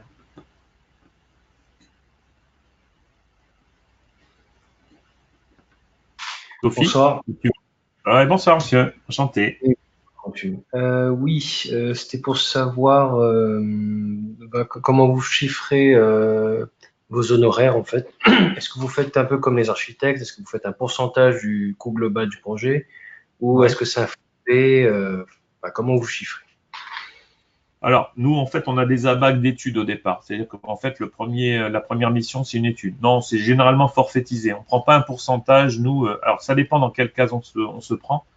Quand on est directement assistance à maîtrise d'ouvrage, ben on se greffe à l'équipe de l'archi. Hein, c'est souvent pour des projets bien particuliers ou du tertiaire. Quand on est sur une résidence, on a un prix d'étude. Et après, en fait, quand on a fait l'étude et qu'on a tout chiffré, en fonction de ce qui va être pris dans l'entreprise ou pas, que ce soit du matériel ou de la programmation, nous, on est comme vous, on vend du temps. Donc, un éclairage de telle catégorie pour pouvoir le piloter, c'est pareil, c'est l'expérience qui parle, c'est forfaitisé. C'est pas un pourcentage sur le projet, tout simplement. C'est en fonction de ce que le client va vouloir. Alors, c'est un avantage, c'est qu'en fait, le client ne paye que ce qu'il va avoir. Vous voyez, par exemple, sur une étude, on a, entre parenthèses, préparé la salle de cinéma. On a tout chiffré. Donc, au départ, le client dit, oh, je veux tout. Il se rend compte que, ah non, ça va faire beaucoup. C'était pas dans mes cordes. Je vais pas tout faire tout de suite. Mais il saura que dans 2 ans, la salle de cinéma, par exemple, combien elle va coûter. Bon, à part l'évolutivité, il va y avoir du matériel, mais il sera au courant. Vous voyez ce que je veux dire? Parce qu'un pourcentage sur l'ensemble, enfin, nous, on fonctionne pas comme ça. Je parle pour moi, je sais pas. Parce que c'est trop aléatoire. Et puis, moi, j'aime bien facturer. Tu restes. Je peux pas prendre un pourcentage. Voilà. Donc, les honoraires, nous, c'est forfaitisé, en fait, tout simplement. Ça répond à votre question? Oui, d'accord, merci. Avec plaisir. Bonsoir, Pierre-Jean Rey, architecte à Montpellier. Enchanté. Je reviens sur la définition de votre mission. Comment pouvez-vous forfaitiser votre mission dans la mesure où au départ, quand vous rencontrez le client, vous ne savez pas encore qu'est-ce qu'il va vous demander, qu'est-ce que vous allez lui proposer et au final, à quoi va ressembler l'aménagement sur lequel vous allez travailler? Alors déjà, quand on voit le client, la plupart du temps, à ce moment-là, on n'a pas vendu d'études, si vous voulez. Déjà, il y a déjà des plans, parce que si un client vient me voir, qu'il n'y a pas eu de plan d'archi, etc., c'est super compliqué. On arrive à une phase où l'archi a déjà travaillé un peu dessus. Vous voyez ce que je veux dire? On est sur la phase permis de construire, on est même c'est quand même à ce stade-là. Des fois, on vient nous voir, la maison n'a même pas commencé. Donc, on est en amont à ce stade-là. Donc, pour nous, ça nous pose pas trop de problèmes parce que tant que j'ai pas plus d'éléments que de l'archi, je suis d'accord avec vous, c'est impossible pour nous de savoir comment on va être articulé entre parenthèses la maison et je vois pas ce que je vais pouvoir proposer à ce client-là si le projet n'est pas suffisamment avancé. Donc, il faut que voilà, à part balancer un prix au mètre carré qu'on va pouvoir balancer juste comme ça pour leur donner une idée, si vous voulez, histoire de dire voilà. Mais on n'est pas capable, entre parenthèses, sans plan, nous, dans un premier temps, puisqu'on travaille quand même avec nos études, avec un sous-Q archi quand même derrière. Et oui. Pardon. Quand on parle des plans, c'est-à-dire c'est en phase DCE, hein, au niveau du permis, c'est encore trop tôt pour vous d'intervenir. Ouais, c'est un peu tôt, j'avoue. Alors moi, j'ai des archis avec qui je travaille depuis très longtemps. On se voit très tôt, comme ça, on travaille ensemble parce qu'on a l'habitude, un peu comme les équipes que vous avez derrière, hein, si vous voulez. Ouais. Moi, je leur donne des idées, on bosse ensemble. Mais effectivement, on est plus dans une phase DCE qu'une phase permis de construire. Tout à fait. D'accord. Hein, c'est pas assez précis pour eux. Si je vous disais le contraire, ça serait n'importe quoi. Donc non, on est quand même sérieux là-dessus. Hein. On peut pas. D'accord. Hein. Et une deuxième question et dernière, connaîtriez-vous des entreprises qui connaissent la domotique sur Montpellier? Oh, oui, je pourrais vous donner, bon, j'en connais quelques-uns, oui, sans problème, je vous donnerai des noms, aucun problème. Vous êtes sur Montpellier, vous? Oui. Ouais, ben, sans problème. À la rigueur, vous avez, je vais remettre un slide et tout, vous avez mes coordonnées si vous voulez aussi m'envoyer un message, etc. Je vous enverrai pas de souci, des noms, il n'y a aucun problème. Merci. Avec grand plaisir. Je vais vous mettre nos dessus si vous avez derrière moi.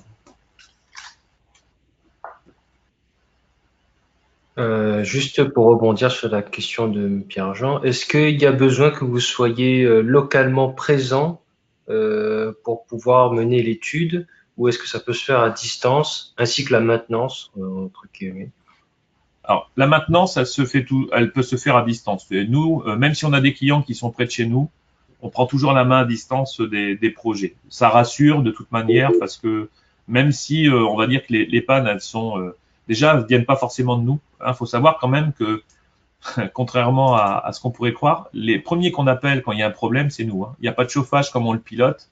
Ça peut être un disjoncteur qui est tombé, ça sera nous qu'on appellera. Donc on est souvent les premiers qui sont en sorte de détection pour les autres, si je peux me permettre. Et en gros, appeler machin de la clim parce que je pense que nous, on le pilote pas, mais nous, on envoie bien les informations, la clim ne répond pas. Voilà. Donc là, pour la première des questions, la maintenance à distance tout le temps. Et après, on se déplace si vraiment faut y aller. Après, s'il y a de la maintenance, etc., alors, après, on va en parler. Après, l'étude, etc., à distance, on en a fait. Hein. Moi, je travaille beaucoup sur Paris. Ça m'est arrivé de faire des projets. Alors, je dis Paris parce que je vous dis pas Lille et je vous dis pas Montpellier, mais on n'a pas forcément besoin. Maintenant, de voir le client aussi de temps en temps, ou d'en discuter, d'avoir des conf calls, c'est quand même bien, quand même. Je pense que c'est important, je pense. Nous, on est vraiment dans le côté besoin client. Voilà. Donc, vous pourriez, par exemple, travailler sur des projets à La Réunion, dans les autres dom-tom, par exemple. Sans problème. Oui, on l'a fait ça déjà, sans souci. Après, voilà, ça veut dire que ça oblige aussi à avoir des gens en relais. Vous voyez, vous avez vu mon schéma, là, on parle vraiment de liaison avec les équipes des archis derrière. Hein. Donc, ça veut dire que vous les connaissez bien aussi, les entreprises derrière. Donc, c'est important aussi. Hein. C'est-à-dire que nous, on vous envoie pas un électricien, si vous avez bien compris, quoi. On les accompagne, en fait. Mais c'est mieux quand les archis connaissent leurs équipes derrière. C'est mieux. Quand on est loin, je parle. Après, comme je dis, quand l'étude est bien faite, en fait, on leur mâche vachement le boulot. Hein. C'est ça, c'est comme vos plans. Hein. Plus vous êtes détaillé, hein, moins vous avez de problèmes sur le chantier. Hein. Mais c'est exactement le même souci. Et donc vous faites aussi donc tu vois tout ce qui est salle de cinéma, tout ça. Donc vous avez aussi une formation en acoustique du coup? Obligé. Alors nous, nos salariés, en fait, si vous voulez, ont différentes compétences, hein, que ça soit mais ils sont obligés, comme je vous ai expliqué, de connaître un petit peu tous les process entre l'eau, la clim, voilà, et salle de cinéma, c'est exactement la même chose. Hein, on est obligé de nous savoir comment ça marche, le calibrage, comment ça doit se faire, l'acoustique. Alors, entre nous soit dit, on passe aussi souvent avec des acousticiens, c'est-à-dire qu'en fait, notre métier n'est pas acousticien. Il faut être réaliste aussi. Chacun son métier. Hein, c'est comme je suis pas alarmiste. Je vais piloter l'alarme. Je considère que l'alarme, c'est un métier. Hein. Les gens doivent avoir des compétences pour pouvoir estimer les risques au niveau du client, etc. Et c'est comme la salle de cinéma. Nous, on va savoir la calibrer. On va savoir comment la dessiner avec l'archi. L'acousticien, en fait, est important quand même à ce stade-là. Nous, on a des compétences pour le faire. Si le client peut se payer un acousticien en même temps, le résultat ne sera que meilleur. Vous voyez ce que je veux dire? L'idée, c'est pas forcément de vouloir tout faire. Nous, on en connaît. Il y a des fois, il y a des archives me demandent en disant, tiens, on aimerait quand même mettre un acousticien pour être sûr, parce que la salle, voilà, il y a des salles qui font 20 mètres carrés, 30 mètres carrés. Quand la salle commence à faire 50 ou 60, vous comprenez bien qu'on peut pas prendre ce genre de risque, quoi. Donc, il faut que derrière, c'est super important. Parce que là, vous pouvez vous tuer une salle de cinéma parce que l'acoustique est pas terrible, quoi. Hein, voilà. Ok, merci. Avec plaisir.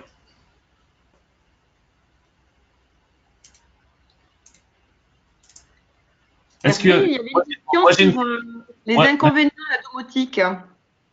Les inconvénients de la domotique? Voilà, est-ce qu'il y en a parfois? Quand ça marche pas, on va dire, c'est un inconvénient, oui, ça c'est sûr. Maintenant, si ça a été bien fait, voilà, il n'y a pas de raison que ça marche pas, quoi. Aujourd'hui, il n'y a pas de hasard, en fait, si vous voulez. Donc, est-ce qu'il y a un inconvénient? On fait pas pour que ça soit un inconvénient, on fait surtout pour que ça soit un avantage. Mais ouais, si c'est mal fait, mal mis en place, etc., ça peut être galère.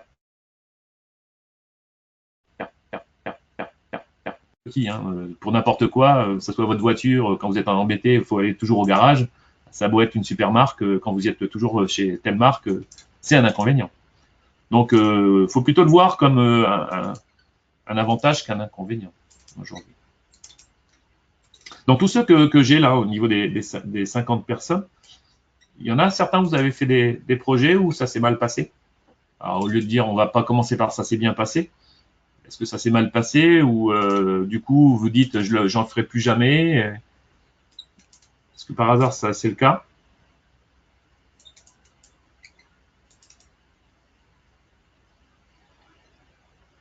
Vous pouvez prendre la parole hein, si vous le souhaitez.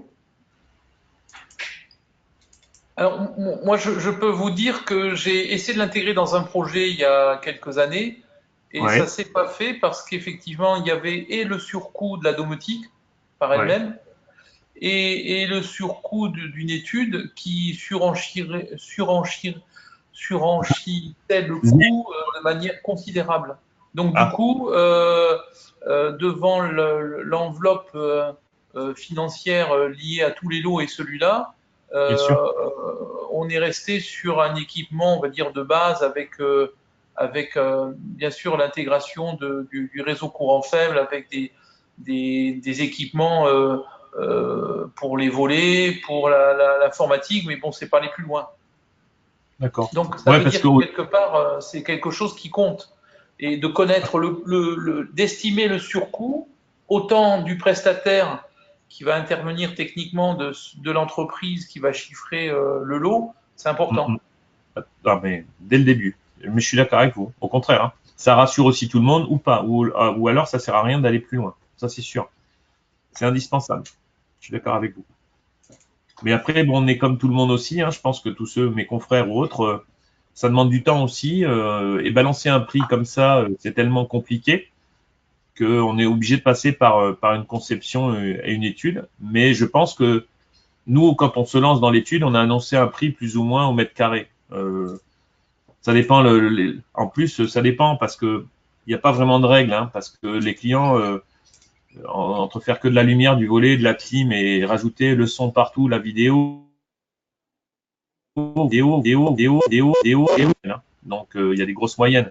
Et puis nous, on est comme tout le monde, en fait, on a fait nous des grosses maisons jusqu'à 1500 mètres carrés. Le ratio mètre carré est faible sur une grosse maison. On va être plus cher sur un ratio sur une maison qui fait 200 mètres carrés, par exemple. Et pourquoi? C'est parce que les équipements qu'on va mettre dans un, bah, si vous avez un séjour salon qui fait 100 mètres carrés et l'autre fait 30 mètres, bah, proportionnellement, les équipements sont plus ou moins les mêmes. Hein. C'est-à-dire qu'on va pas forcément démultiplier le nombre et de boutons et de voilà, c'est ce qui coûte aussi un peu cher. Voilà. Donc, mais dès le début, je pense que il faut se faire accompagner avec une franchise de coûts pour. Enfin, moi, je suis à partir du moment où nous on prend une étude au niveau du client, on lui a déjà annoncé un prix au mètre carré, il n'aura pas la surprise entre parenthèses de se dire ah ben ce qu'ils m'ont dit c'est faux, ça va coûter 3 fois le prix. Quoi. Non, il faut être réaliste aussi. Et notre rôle à nous aussi, bah, c'est comme vous en tant qu'archi. Hein. Je pense que quand vous leur proposez des matériaux, etc. Si au lieu du bois, de je sais pas quoi, vous partez sur du synthétique et compagnie, je pense que le prix est pas le même non plus. Mais je pense que le client a besoin de le savoir dès le départ. Alors, ce que je voulais juste préciser, c'est qu'un client qui s'adresse à un architecte, il va lui demander tout de suite quel va être le montant de sa prestation. Répondre sur une prestation quand on ne sait pas à quoi va ressembler le bâtiment, c'est un peu compliqué. Si on dessine un cube ou si on dessine un bâtiment sur un terrain en pente qui a vue sur mer avec des plateformes décalées et autres, le projet sera plus compliqué, on va passer plus de temps. Mais on doit être capable de dire à un client, ben voilà, pour votre projet, aujourd'hui, en état de connaissance de ce que vous souhaitez, on peut vous dire, je serai dans une fourchette de temps et temps. Est-ce que vous êtes capable de dire la même chose? Oui, sans problème. Oui. Mais enfin, c'est pareil, c'est un petit peu avec l'archi qu'on va travailler ça. Parce que moi, c'est l'archi qui va me servir d'intermédiaire à ce moment-là. Parce que c'est lui quand même qui dit, voilà, on va s'orienter vers ça, c'est tel type de projet, je pense que, oui, on le fait. Bah, de toute façon, on est obligé de le faire parce que c'est ce que je vous expliquais. Faut mieux le savoir dès le départ parce que quand le client vient vous voir et que vous lui avez ou pas proposé ou tout simplement il est venu nous voir sans vous parce que tiens, il a vu de la lumière et il est passé, bon, on n'est pas nous en ville, hein. Bah, il y a la frustration que c'est pas budgétisé. C'est embêtant. Donc plus il le sait tôt, combien ça va coûter, plus tout le monde est tranquille. Mais c'est important. L'argent. Ouais, vas-y. Ça veut dire que si moi je dis au client ma prestation d'architecte pour une mission complète va vous coûter 10%, vous situerez dans quelle fourchette?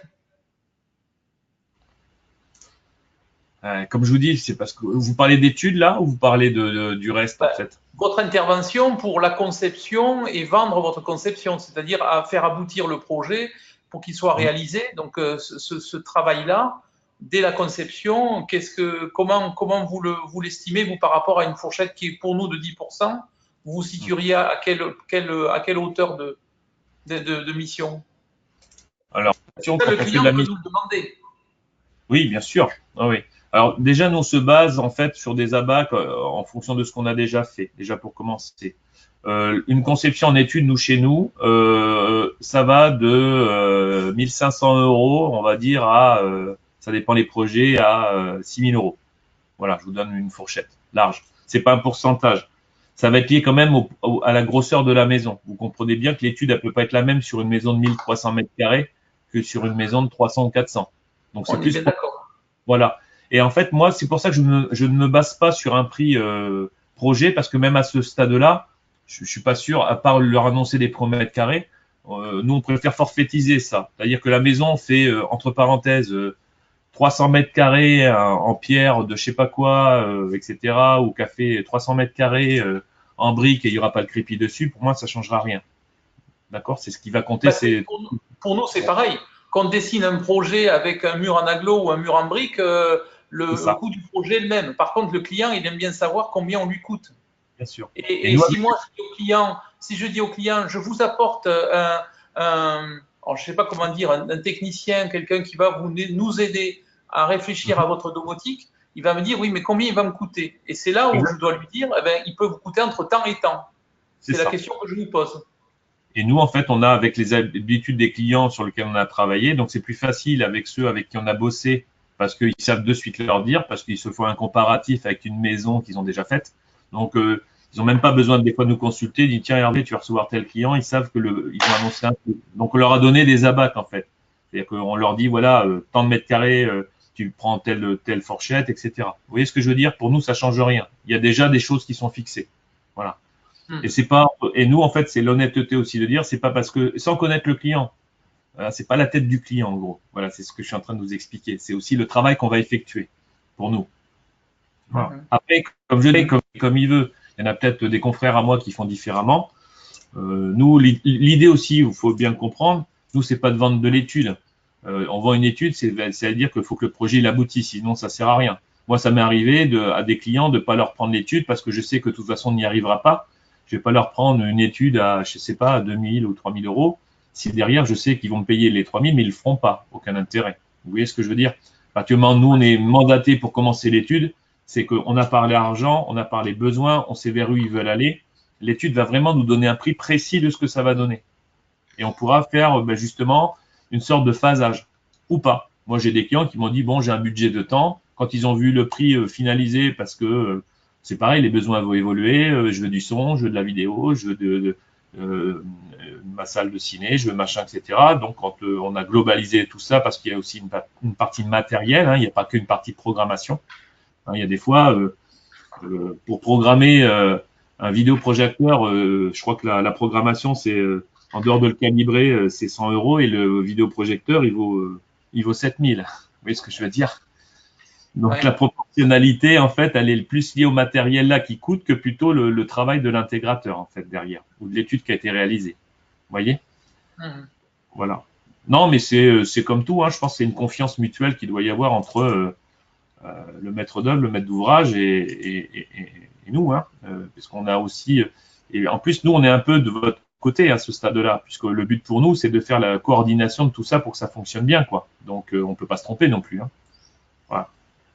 Mais voilà. Après, il y a des intégrateurs ou des gens qui font pas payer leurs études, hein.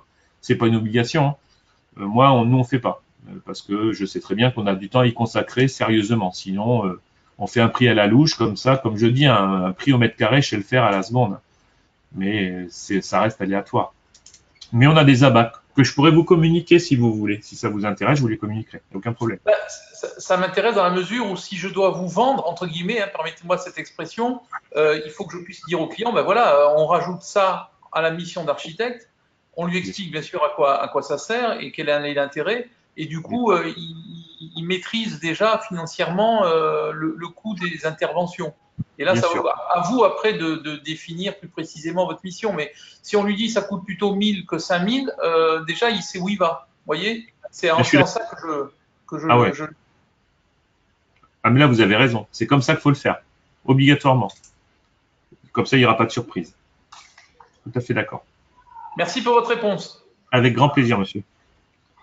J'ai une question à propos de… Parce que vous avez parlé de garantie. Oui. Mais alors, d'un point de vue sécurité, par exemple, je vois qu'il y a gestion du hammam ou des choses comme ça. Est-ce qu'il y a une sécurité sur ce que vous proposez pour empêcher justement des accidents domestiques, en quelque sorte? Est-ce que vous avez une garantie décennale, par exemple, des choses comme ça? Une garantie quoi, nous? Décennale? Décennale.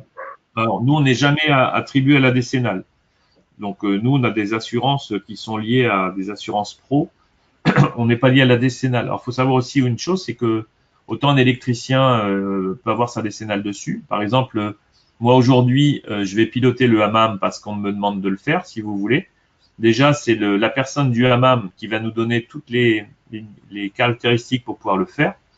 Et c'est souvent lui qui nous autorise à le faire aussi. Hein, exactement pour l'alarme. L'alarme vient à sonner. Le premier s'il y a une télésurveillance, c'est pas moi qui vais appeler la télésurveillance, c'est la télésurveillance qui va être appelée directement par la lame, et moi j'arrive en deuxième position pour mettre la maison dans une sécurité que on aura déterminée avec le client. Hein. Le hammam, quand je parle de sécurité, c'est s'il surchauffe, moi par l'allumer l'éteindre et changer la température, à moins que le système lui envoie des informations contraires et qui vont pas, effectivement il va y avoir un problème. Mais généralement, c'est pas trop les actions que nous on envoie qui font que ça marche pas. C'est comme un hammam, on peut avoir de la sécurité, nous on le bloque. Vous voyez les cheminées, on est beaucoup. Nos clients, c'est beaucoup aussi la partie sécurité pour les enfants.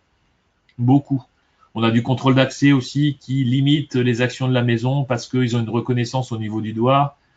ils ont 12 ans, ils rentrent tout seuls de l'école, ils n'ont pas droit à tout dans la maison. Donc, il y a pas mal de choses qui sont bloquées. Ça fait partie de la sécurité. Le gaz est fermé parce que le matin, le scénario je pars, le gaz était fermé, il restera fermé. Alors, ça fait rire un peu les parents, mais on bloque les PlayStation pour pas qu'ils rentrent de l'école et qu'ils jouent à la PlayStation à l'heure dite, quoi. Aussi. C'est pas mal. Ouais, c'est pas mal ça. Ça plaît. Voilà. Les fuites d'eau, tout ça, parce que voilà, moi il y a pas longtemps, oui, le cordonnier depuis mal chaussé. Moi j'ai un sous-sol aussi aménagé, pas mal, et puis je me suis retrouvé avec un frigo qui, avec son filtre là, a pété. Il était 6h30 du matin, donc parce qu'il n'y avait rien qui m'aurait fait fermer l'eau et que j'aurais retrouvé certainement mon sous-sol dans un piteux état à 21h le soir. Donc là, tous mes clients, c'est pareil, on le propose sur les plans, ils prennent ou ne prennent pas. Pareil, on fait du pré-câblage, on leur dit, écoutez, on ne sait jamais, faites-le pour plus tard. C'est un coût, mais vous ne le regretterez pas, et généralement, ils le font. Donc la sécurité, comme je vous ai expliqué, c'est une des premières choses aujourd'hui que les clients nous demandent. C'est-à-dire qu'ils veulent vraiment… Alors la sécurité des enfants, beaucoup. La sécurité des biens, énormément. Mais comme je vous dis, là, nous, on n'est pas… moi, je suis pas… comment dire quelqu'un dans l'alarme. Je sais comment ça marche. Donc, quand on va bosser avec l'alarmiste, c'est vraiment pour une raison bien particulière. Là, il y a le feu, c'est pareil, ça passe par l'alarme. En fonction de ça, j'ai géré les volets, j'ai envoyé un SMS. On peut prévenir les pompiers s'il faut. On fait ce qu'on veut. Donc, la sécurité, voilà. La responsabilité des gens comme nous, en fait, elle est liée quand même à l'usage qu'on va en faire avec les autorisations qui sont faites. Si on gère les ascenseurs aussi. Moi, j'ai des clients… j'ai des ascenseurs qui arrivent directement dans leurs appartements. Il n'y a qu'eux qui doivent pouvoir y monter. Il est hors de question de taper un code. Il y a une reconnaissance de la personne qui est faite. Je dois le bloquer si c'est pas lui. Voilà. Par contre, l'ascenseur en parallèle, il marche. Et l'ascenseuriste, il peut pas dire qu'en gros, on lui a mis son système en rideau. Donc, on se substitue. Oui, j'ai du mal aussi, comme vous. On se substitue pas aux produits d'origine. Absolument pas. Au contraire, si vous regardez l'image que vous voyez là, c'est pareil. Vous voyez, il y a une cheminée là, qui est ici, là, qui a l'éthanol. Là, c'est un scénario, c'est un projet qu'on a fait, une extension de 800 mètres carrés, bien-être pour un client. Là, c'est pareil. Il arrive, c'est un scénario qu'il a quand il arrive, son hammam est prêt, etc. Voilà, mais c'est parce qu'on nous a autorisé à piloter le hammam, donc les gens du hammam, avec ce qui va bien. L'éthanol, c'est pareil. Il sait que sa cheminée est allumée. Ces gosses qui sont arrivés avant, ils n'ont pas droit, donc ça ne marchera pas. Voilà, pour X raisons. Voilà, donc la décennale, mince. La décennale, non. Après, il faut savoir aussi une chose, c'est que dans les produits de domotique, souvent, vous êtes souvent sur des garanties constructeurs. Sachez-le. Les garanties sont faites souvent aux alentours de 2-3 ans, mais pas 10 ans. Sachez-le. Après… Ouais, mais c'est important ce que vous dites, parce que nous aussi, on est très très vigilants là-dessus, parce que moi, la responsabilité que je peux avoir, sachez une chose, c'est que je vous donne un exemple aussi, c'est pareil quand on pilote vous savez, les BSO, où les clients, si vous prenez différentes marques comme Griesser ou autres, j'ai des volets à 80 km/h qui doivent monter, mais il y en a d'autres certaines qui doivent descendre. J'ai des clients, ils supportent pas qu'à 3 heures du matin, les Griesser qui étaient entrebâillés montent. Nous, c'est pareil. Si je le fais pas monter, c'est ma responsabilité de ne pas l'avoir fait. Donc, si le client veut pas qu'il monte, il nous signe une décharge comme quoi, effectivement, le système s'interdira à 80 km/h de remonter les Griesser. Maintenant, si ça vient à péter, ça sera pas notre faute. Non, là-dessus, on est très, très, très vigilant. Ne vous inquiétez pas, c'est important. Et quand, jusqu'à présent, je touche encore du bois, ça fera 2 fois ce soir, ça s'est toujours bien passé. Mais c'est parce que on se préserve de ça. On se préserve de ça. Oui. Là, c'est pareil. C'est des informations qu'on vous amène au niveau de l'archi parce que c'est un peu. Alors, c'est pas que c'est nouveau pour vous tous, mais c'est vrai que indirectement, c'est complexe parce qu'il y a tellement de choses à venir ingurgiter, si vous voulez. Je pense que sur un chantier, vous en avez beaucoup. On a un petit peu, on va dire, un électron qui fait que ça vous soulage sur la partie technique et liaison, etc. Et c'est important aussi qu'on vous rassure aussi sur la fiabilité et la sécurité que les clients vont vous demander aussi, parce que vous êtes garant de ça. C'est vos équipes, vous travaillez avec des gens. Il faut que derrière, ça fonctionne, quoi. Pas de raison.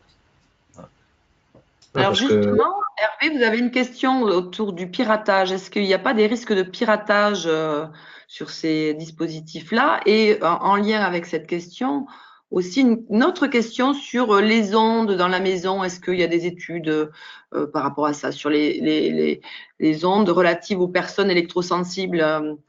Voilà.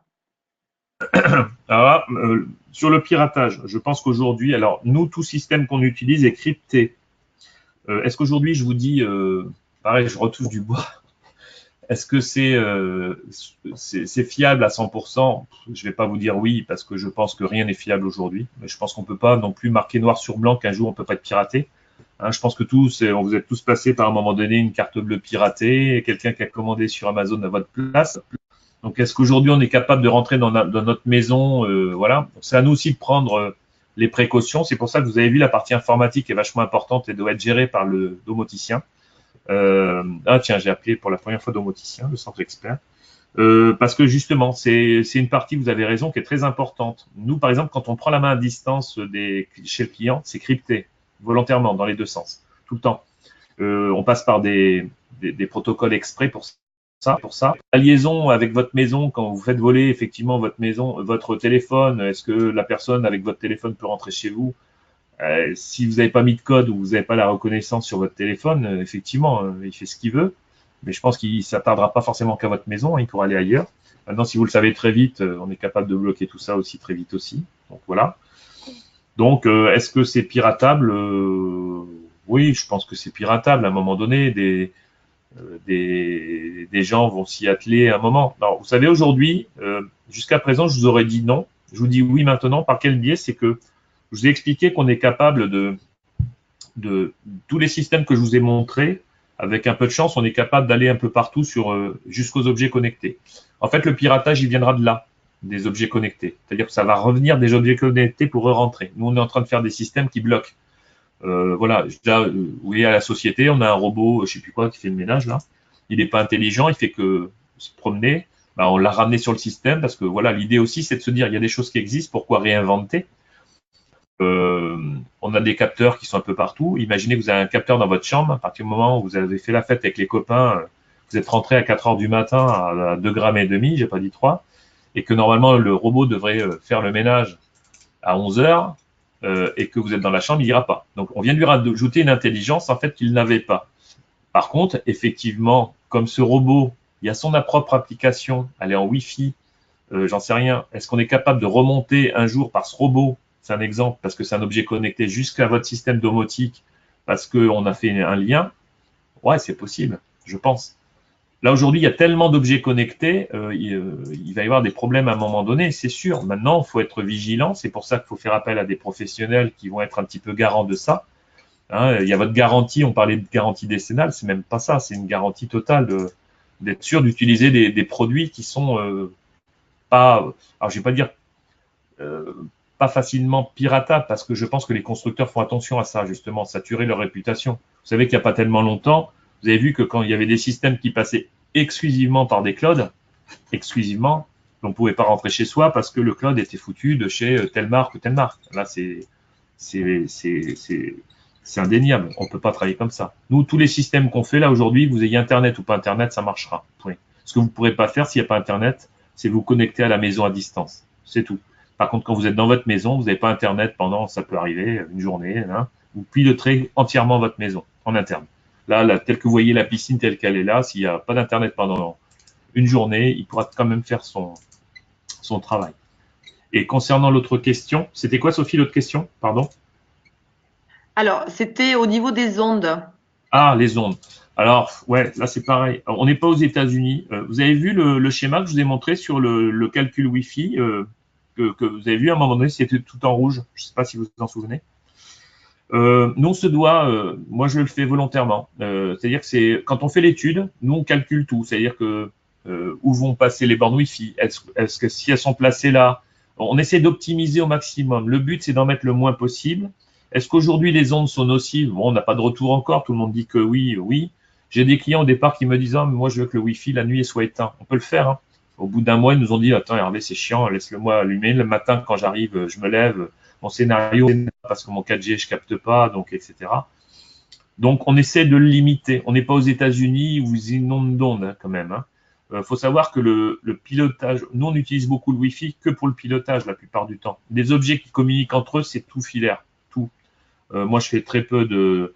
La radio, c'est pareil. Aujourd'hui, j'en sais rien. Je peux pas vous dire si c'est nocif ou pas. Je vais pas faire… voilà.